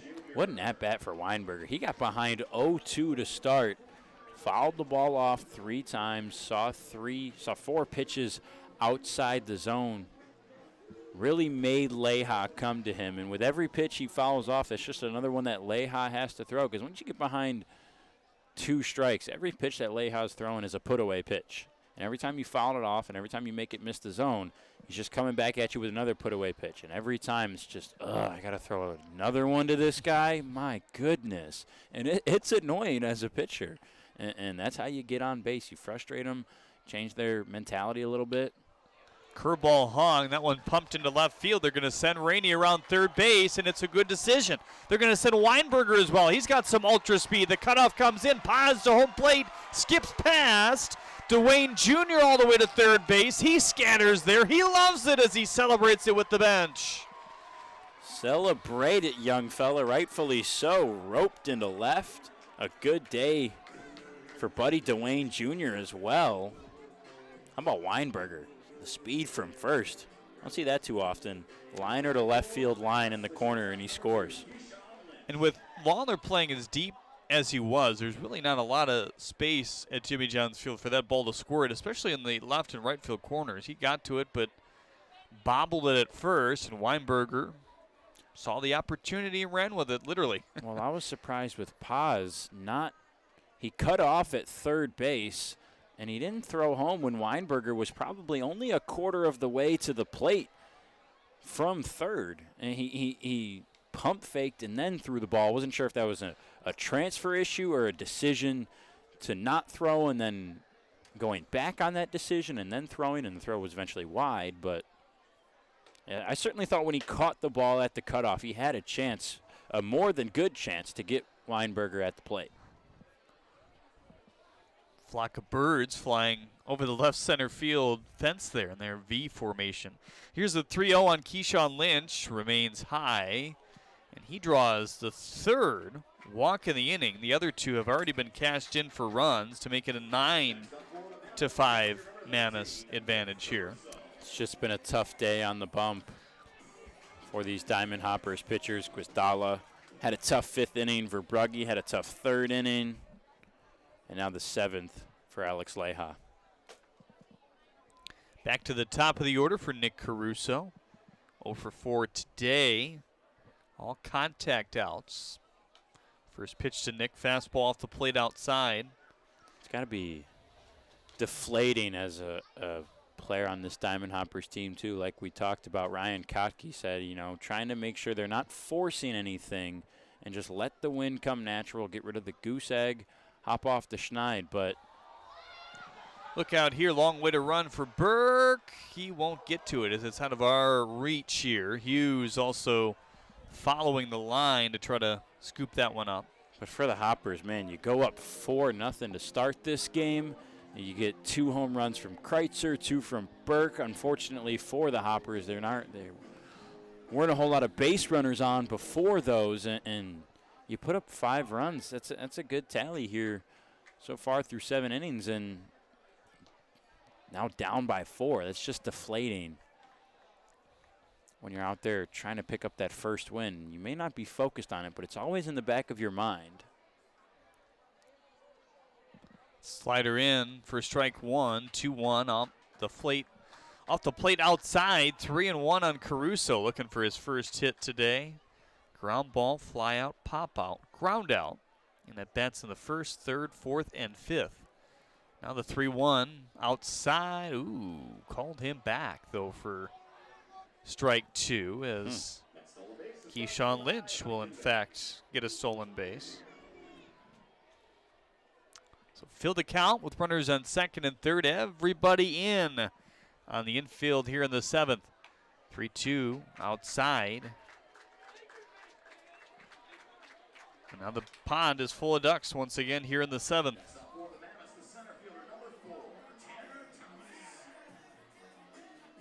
If you're Alex Leha, you just have to shake it off and focus on this batter. Pretend that there is nobody on base, and your only job is to make sure this guy doesn't get a hit. It doesn't matter that there's one out and maybe a hit to the outfield. It's a sac fly. You just have to focus on getting Tanner Thomas out right now by any way that you can.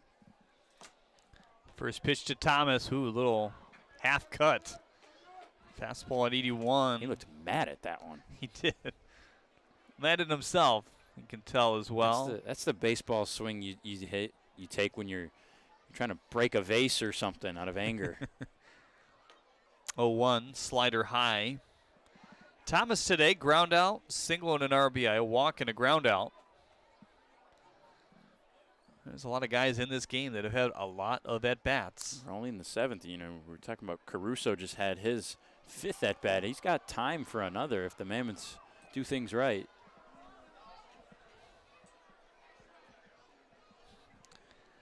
Verbrugge started and went 4 complete here today. Guizdala relieved, pitched the 5th and 6th. Rough 5th inning, but had a 1-2-3 6th. Now passing the baton to Leha. Here, the native of Southgate Anderson High School, pitched with Donovan Thacker. Those two communicate on a daily basis. That obviously made it a little easier now. And just walk across the field. How you doing, buddy? Hey, what's up? 1-2, popped him up into the shallow outfield with the bases loaded here. Porter lining up a throw, going to hose it to home plate, a little bit off, and the umpire saves Hughes there as it hit him in the chest, I believe. Yeah, it certainly did save him, and if you're Alex Leha, like I talked about, it's another run, but that's okay. You're now down to 2 outs. Much more likely to get out of the inning. You just have to focus on getting that batter out, and that's what he did. Keyshawn Lynch also advancing to third. Caruso parked at first. And now Nathan Ade, the 8th batter in this inning, which, believe it or not, with all the offense we've seen in this game, it's the first time we've had 8 at the plate. Yeah. Plenty of 7s and 6s. First pitch strike to Ade. First professional hit in the 3rd. First professional appearance on base in the 1st off a 3-2 walk. Leha readying the 0-1. He steps off.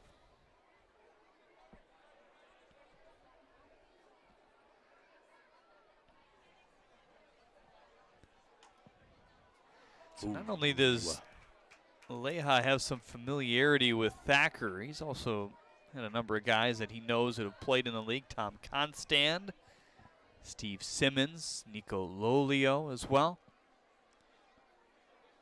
Familiar, obviously, with the head coach of his team. One of them, at least, are co-managers once again this year as Caruso takes second base with that characteristic oven mitt that's become more popular. Yeah, I've seen that a lot.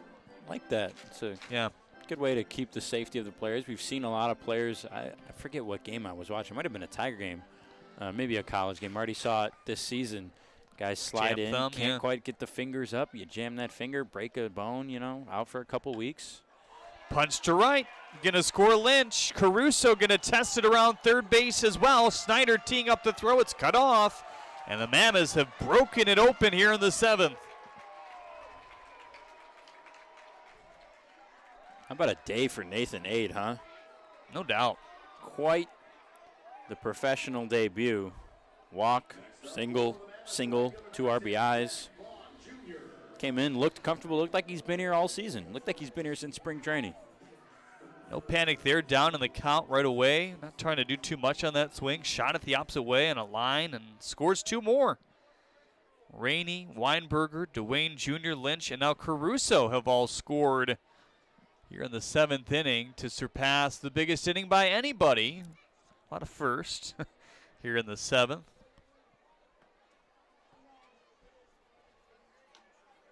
Greg Vaughn Jr. looks at a strike there. We talked about the Tigers-Yankees. Maybe it's just that kind of day In the MLB today, Phillies up 10-0 over the Angels as well. Two good teams there, interleague play. Hughes going to block that pitch near the outside corner. Zach Eflin with a nice day. 8 innings, 5 hits, 1 walk, 6 Ks. A lot of home runs. Schwarber has a couple. Stott has 1. Bryce Harper has 2 as well. How much have you gotten to watch Shohei Ohtani since he's been into the league? You know, not a lot, just because they play so late as this one's popped up. Hughes discarding the mask, again in that lost area for us, but the fan makes the catch. A nice fan in the red shirt down there gets a high five. Obviously, I've seen a lot of highlights. He's just an exciting guy, a great guy for the sport of baseball, what he's doing right now. Crazy what that kid can do. Everybody questioned, would he really be able to pitch and hit at the same time? I think he's answered that. Obviously, injuries have been a little bit of a issue. So will he do that throughout his whole career? Who knows? But I think any team in the MLB would take him if he could only do one of those. And he's doing both for the Angels right now. Yeah, I'm with you. Fastball low. Vaughn Jr. taking that confidently there as Aide glides his way to second. First and second still with 2 outs. Here in the 7th, another lopsided score. Giants 15, Marlins 3. Even the fact that the Giants are stringing together a bullpen day. They went with the opener here today. Home run city there as well. Yastrzemski with 1. Estrada, Vossler, and Crawford have all homered in that game. Arizona up over Pittsburgh 8-3. That's in the bottom of the 7th inning. Pittsburgh just coming off a sweep over the LA Dodgers. Not many people saw that coming. That gave me hope for the Tigers against the Yankees. The D-backs having the better number today in the 7th as that one clubbed on the ground. Tough hop for Paz. He sticks with it, though, and alertly tags on the bag like it's nothing. And McFadden gets nothing for his second at-bat here in the 8th, but a hard ground out. What an inning for the Mammoths. They now lead 12-5 with the time limit looming all of a sudden here on the USPBL Network. As your neighbor who works at Ascension, Michigan, and a cardiologist who's practiced for more than 20 years, I'm going to keep asking, how are you feeling today? Your care can't wait. Getting care sooner can mean catching things before they get worse. At Ascension, Michigan, our ERs and our hospitals and other sites of care are maintaining strict precautions for your safety. Studies have shown that people will get care sooner if they're encouraged by their doctors, family, and friends. Get the care you need at getascensionmichigancare.com. First State Bank is a locally owned and operated business. We're part of your community. At fsbcares.com, you'll find ways that we're making a difference by featuring locally owned and operated businesses, providing access to helpful financial resources, and engaging with community. fsbcares.com is part of our commitment to the neighborhood because strong neighbors mean stronger communities. Where good neighbors do great things. Member FDIC and Equal Housing Lender. Colin Ledbetter out there for his second inning of work. He will pitch the 8th, a solid 7th. It seems like so long ago. And he's not a guy that's used to, at least this season, sitting down. Because he's been kind of a 1-1-1 guy. This is his 4th appearance and the first appearance with multiple innings thrown. Whit Hughes, Walker Paz, Griffin Snyder. The 3 men due up here in the 8th. And they might be the final 3 in this game. Again, this is kind of like we talked about with the pitch clock. I'm interested to see how the league decides to handle this. We had a 7:05 start. It's understood, I believe, that we have a 2.5-hour time limit for all games this year. We've gone 2:35 right now.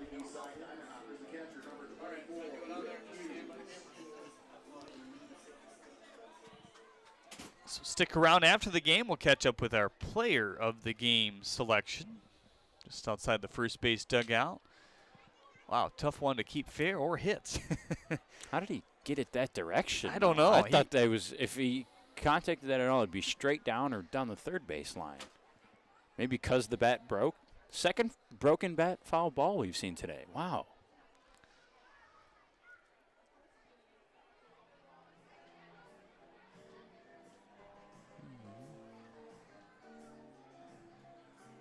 See this, Kanye West, I can get down to. Yeah? I'll get out there and dance to some Kanye. A little shoulder shake here in the booth. Yeah.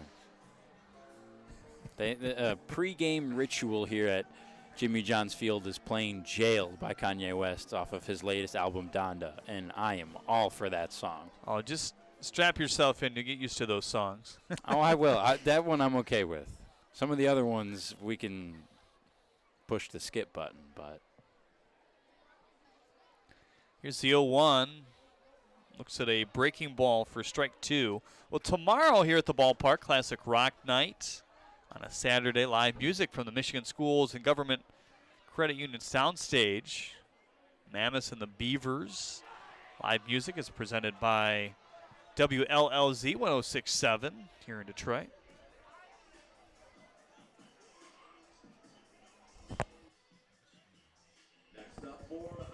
So that's back-to-back strikeouts for Ledbetter. One looking to Kreitzer and now one swinging to Whit Hughes. Jimmy, I got a question for you. Besides that Kreitzer one, you got any other backwards Ks on your scorebook today? Well, let me double check here. There's a lot to look at on the book. Not a lot of Right, Ks yeah. necessarily. I got all one forwards. One back in the second. Ah. For Thacker, or for Dearman, I beg your Well, pardon. no surprise that the bats have been swingy today.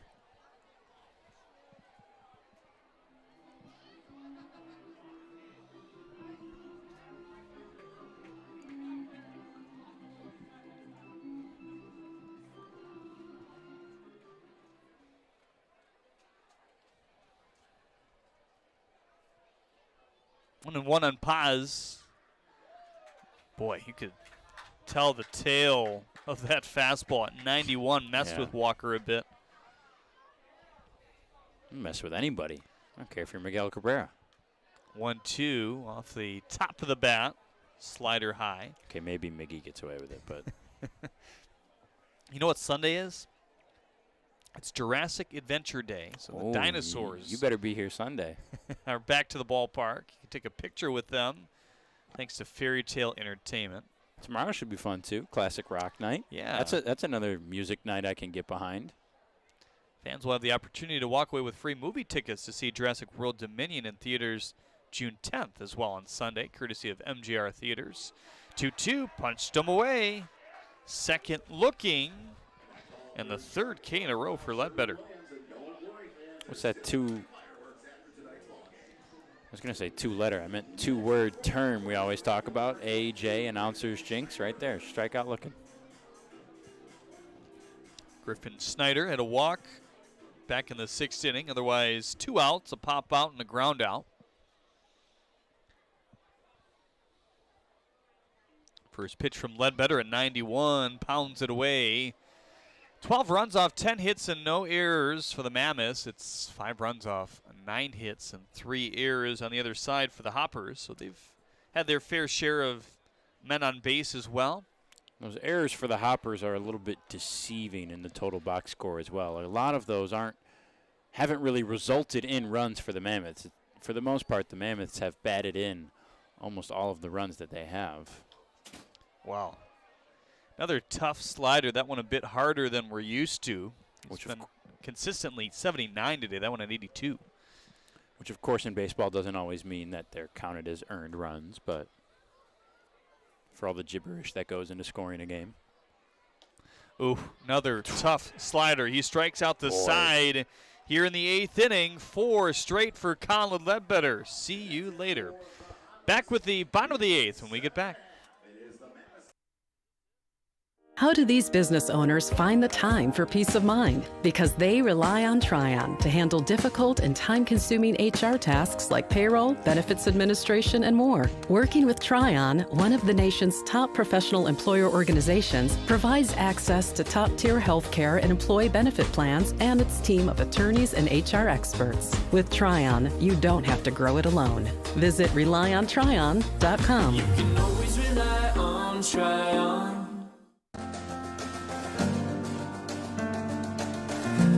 We joined Green Path and instantly felt a support around us. They developed a plan on paper, and this is how we're going to do it. The plan that they gave me was something that was sustainable. It was something I could do. It was actually lowering my payments monthly by hundreds of dollars. Choosing Green Path is a no-brainer.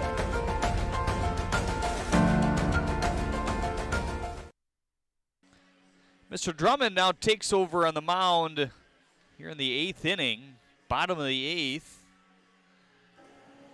Hoppers trailing this one 12-5.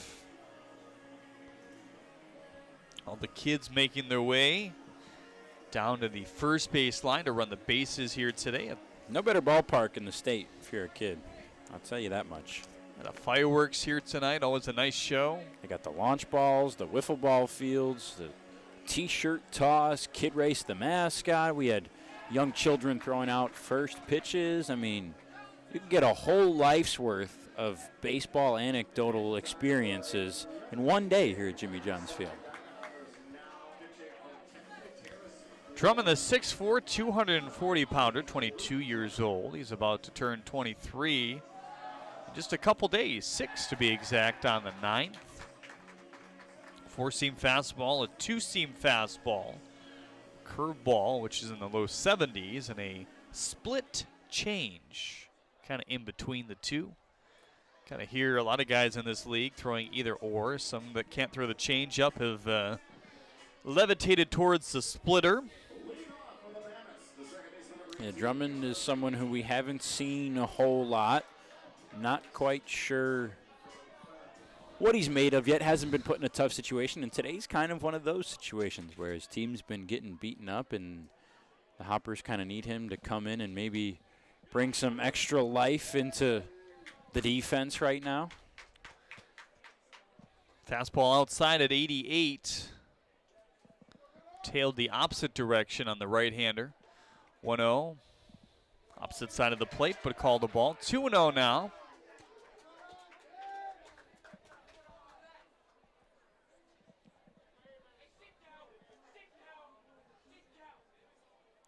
Now the 2-0. Rope to third. Paz. Tough play. Throws across the diamond. Shows off his arm. For the first out here in the 8th inning, he's recorded the last 2 outs for these Hoppers. It's a showcase league, and that's what that throw does. It's a tough position to play. I think third basemen often get more criticism than maybe is deserved and not enough credit. You know, a great third baseman is noticeable, and they will reap what they sow and get all the flowers. But an everyday quality third baseman is hard to come by, and I think the Diamond Hoppers are still searching for that and who's going to take that spot over there on the hot corner, but that is simply not an easy position to play. Curveball low. Graduate of Birmingham Southern last year in Division III. 3.18 ERA there. Sawed him off. This one's going to pop into the glove of Lopez Rios for the second out here in the 8th. We have received word that we will go a full 9 here today. That makes sense after we're playing out the bottom of the 8th. This 8th inning brought to you by Valpak. We thank Valpak for their sponsorship of the USPBL and the USPBL network. So they're going to let go on the 2.5-hour time limit, which I think really maybe this is part of the decision making today. But today's game is long because of the abundance of offense. Nobody's been slow. Nobody's been, unnecessarily behind in the pace. Obviously, we had the delay with Thacker in the start and Dearman having to get ready, and that's completely valid and understandable. Every delay that this game has had is because of just baseball stuff and life stuff and injuries and home runs and a bunch of base runners and 9 guys sent to the plate. So Hoppers in the next half inning will have the top 3 up. Lopez Rios, Pup, and Porter. They have 3 guys available off the bench. De Los Santos, Luker, and Bayard. Could see them maybe lifting Bayard at some point. Well, they've done that a lot so far this year, is put in pinch hitters in the final inning. Now the 1-2. De Los Santos, somebody they might get in there. His best fastball tonight at 91 pounds him away in a 1-2-3 breeze of an inning for Drummond, giving his team a chance. That's all you can ask for. We go to the top of the ninth, last chance for these Eastside Diamond Hoppers. At Fifth Third Bank, we're working hard to make banking a Fifth Third better. With free checking and fraud protection services, 166.7% is possible. 166.7. This is banking, a Fifth Third better. You hear about the promo that Jimmy's John's got going on? 5 off 20? How they pulling it off? Magic? You got David's Copperfields in there? Show yourself, Copperfields! Jimmy John's. $5 off orders of 20 or more. I'm all in with HR and Organizational Development Council. I'm all in with Marketing and Business Development Council. I'm all in with Operations and Member Experience Council. I'm all in with CEO Council. I'm all in with Lending Council. I'm all in with CFO Council. I'm all in with Technology Council. Our credit union is all in with CUNA Councils. Well, Colin Ledbetter will pitch his third inning of work here today. His team has surmounted a nice lead, 12-5. He came in the seventh and has had to sit a decent amount so far here today, but faced just 7 batters, allowed 1 base runner. It was a walk back in the 7th inning. It's been a dynamic start for Colin Ledbetter so far here in 2022. Yeah, I don't see why not send him back out there for the third and final inning. I mean, he faced 4 batters in the 7th and 3 in the 8th and struck out all of them. And he has really been we knew how good – this is the weird thing. We knew how good Ledbetter was going to be. And we heard rave reviews from Lokinen and from Mitch Akers. Lokinen, obviously, his teammate, the ace on this Woolly Mammoths team. But it's been surprising how good and how consistent he has put hitters away with tough pitches and – located well and has kept up velocity too.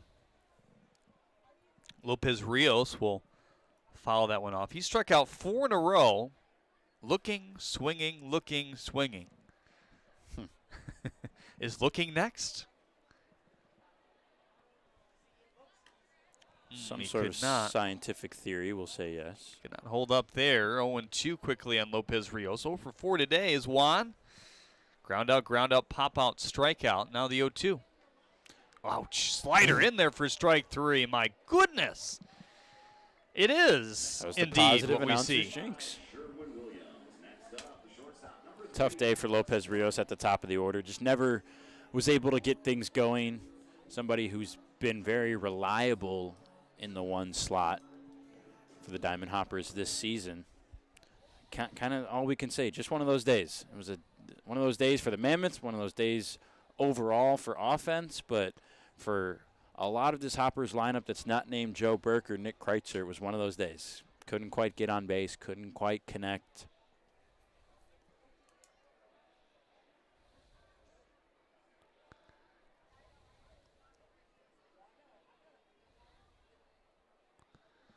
The 0-1.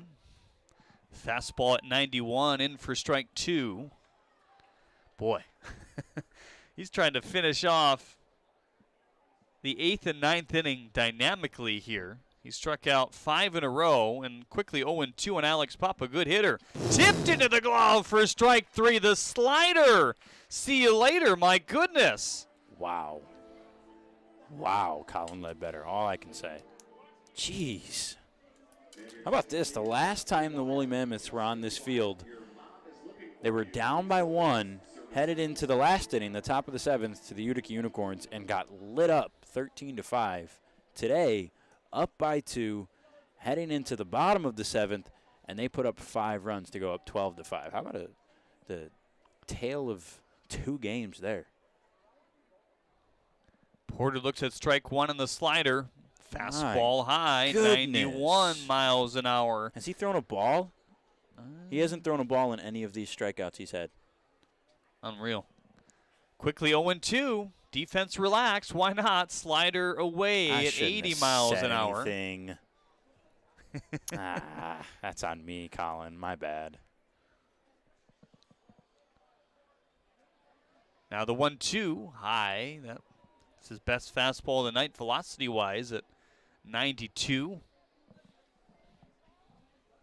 Here comes that slider.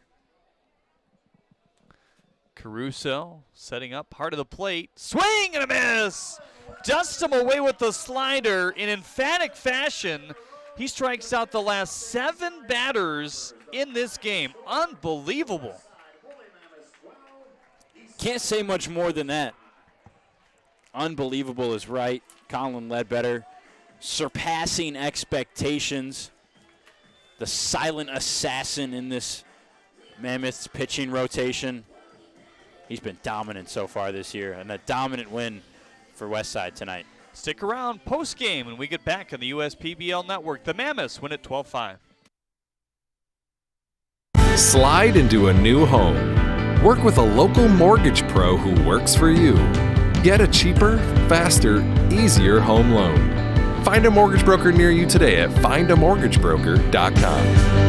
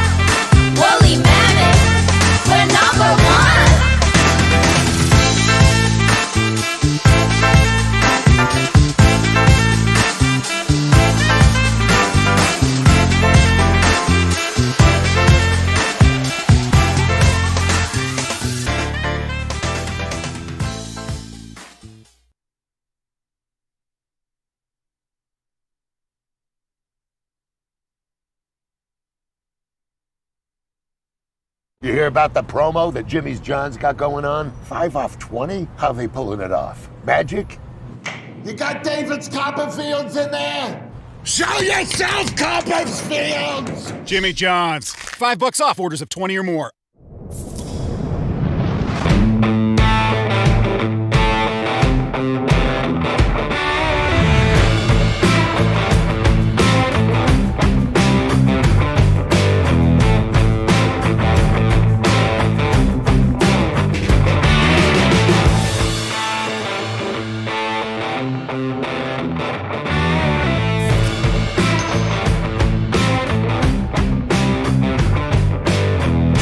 How do these business owners find the time for peace of mind? Because they rely on Tryon to handle difficult and time-consuming HR tasks like payroll, benefits administration, and more. Working with Tryon, one of the nation's top professional employer organizations, provides access to top-tier health care and employee benefit plans and its team of attorneys and HR experts. With Tryon, you don't have to grow it alone. Visit RelyOnTryon.com. You can always rely on Tryon.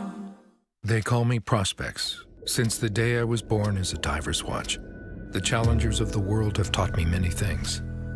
Life is not a numbers game. It's about challenging ourselves. No matter what happens, just follow your heart. These pioneers drive our generation forward, not by setting records, but by never giving up. Keep going forward. Prospects. Available at Lucido Fine Jewelry. As your neighbor who works at Ascension, Michigan, and a cardiologist who's practiced for more than 20 years, I'm going to keep asking, how are you feeling today? Your care can't wait. Getting care sooner can mean catching things before they get worse. At Ascension, Michigan, our ERs and our hospitals and other sites of care are maintaining strict precautions for your safety. Studies have shown that people will get care sooner if they're encouraged by their doctors, family, and friends. Get the care you need at getascensionmichigancare.com. At Fifth Third Bank, we're working hard to make banking a Fifth Third better. With free checking and fraud protection services, 166.7% is possible. 166.7. This is banking, a Fifth Third better. You hear about the promo that Jimmy's John's got going on? 5 off 20? How they pulling it off? Magic? You got David's Copperfields in there? Show yourself, Copperfields! Jimmy John's. $5 off orders of 20 or more. I'm all in with HR and Organizational Development Council. I'm all in with Marketing and Business Development Council. I'm all in with Operations and Member Experience Council. I'm all in with CEO Council. I'm all in with Lending Council. I'm all in with CFO Council. I'm all in with Technology Council. Our credit union is all in with CUNA Councils.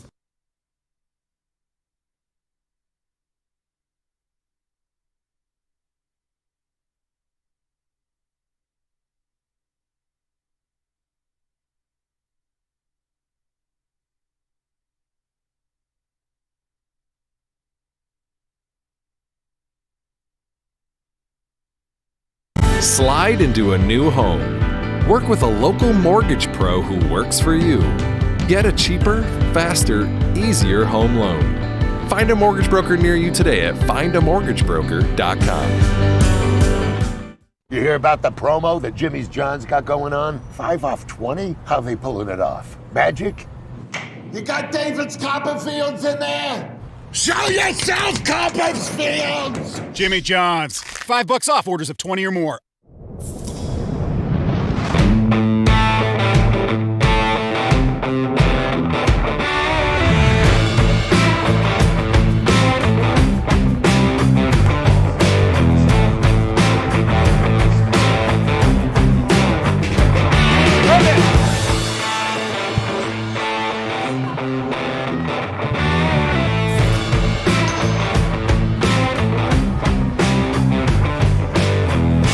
How do these business owners find the time for peace of mind? Because they rely on Tryon to handle difficult and time-consuming HR tasks like payroll, benefits administration, and more. Working with Tryon, one of the nation's top professional employer organizations, provides access to top-tier health care and employee benefit plans and its team of attorneys and HR experts. With Tryon, you don't have to grow it alone. Visit RelyOnTryon.com. Always rely on Tryon. They call me Prospects. Since the day I was born as a diver's watch, the challengers of the world have taught me many things. Life is not a numbers game. It's about challenging ourselves. No matter what happens, just follow your heart. These pioneers drive our generation forward, not by setting records, but by never giving up. Keep going forward. Prospects. Available at Lucido Fine Jewelry. Oh, a nice 12-5 win for the Westside Woolly Mammoths here today with the Eastside Diamond Hoppers. An early deficit, but were able to kind of take it over in the middle innings and put it away as well. One man that was able to help put that away is Wade Weinberger. He's with us here now. That shot in the third inning, that one had to feel pretty good, huh? Oh, yeah, it did.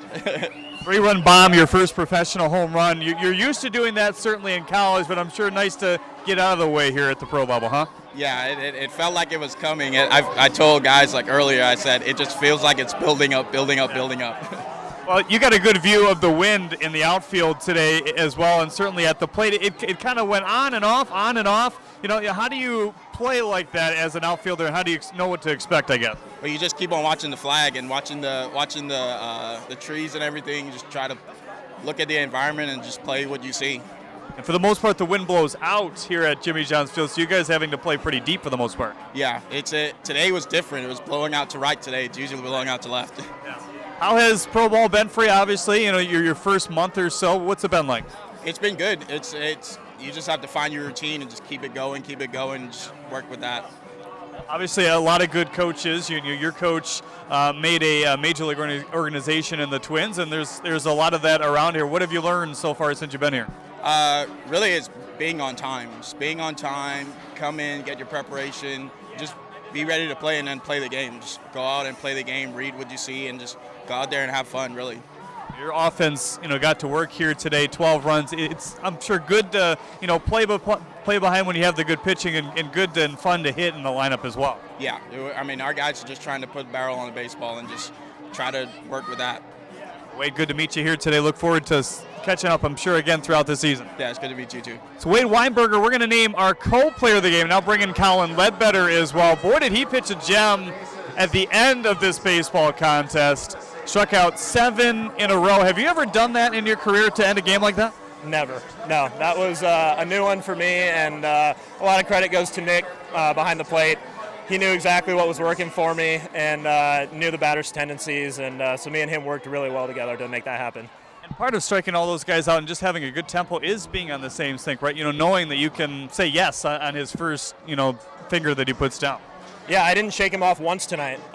Like I said, the chemistry that we've built started last summer and obviously has carried over into this summer. And so he knows me as well as I know myself on the mound out there. And so if he sees that one of my pitches is working better than another one, he's going to go to that one. And so, yeah, a lot of credit to Nick tonight. Really good slider here tonight, kind of 2 phases in terms of, early 79 miles an hour, then you ramped it up a little bit. Was that on purpose or? First inning, I didn't have a ton of time to get loose in the bullpen, and so I was still kind of getting loose out there in the first inning that I was in the game. And then by the second inning, arm felt pretty loose, and I was able to let it eat a little bit more and get a little more velo on my slider as well as my fastball. Before this outing, only 1 inning each in your last 3 appearances. But at this point, you're able to kind of stretch out the pitch count. How did it feel to go 3 today? Arm felt really good. Obviously, with the unfortunate injury to Donovan in the first inning, we're kind of short on arms right now. We're trying to save guys for this weekend. And so Jelly asked me if I could go, and I told him, I can close this out. I'll finish it. I'll go as many as you need me to. And so that's the longest I've gone this year, but probably won't be the last time that I go that many innings. Well, it's a Savannah Banana Party all of a sudden on your team now, huh? Yeah, it's been a lot of fun. I met all those guys that are here now down in Savannah, and it's been great to carry those relationships into the summer now. Colin, great to catch up with you. Best of luck the rest of the way. 7 Ks at the end of the game for Colin Ledbetter here today. Quite the impressive showing from his offense and the pitching as well. 12-5, the victory for the Mammoths. We'll be back at you tomorrow at 7:05 here on the USPBL Network with a 6:45 pregame show. Look forward to it. See you then.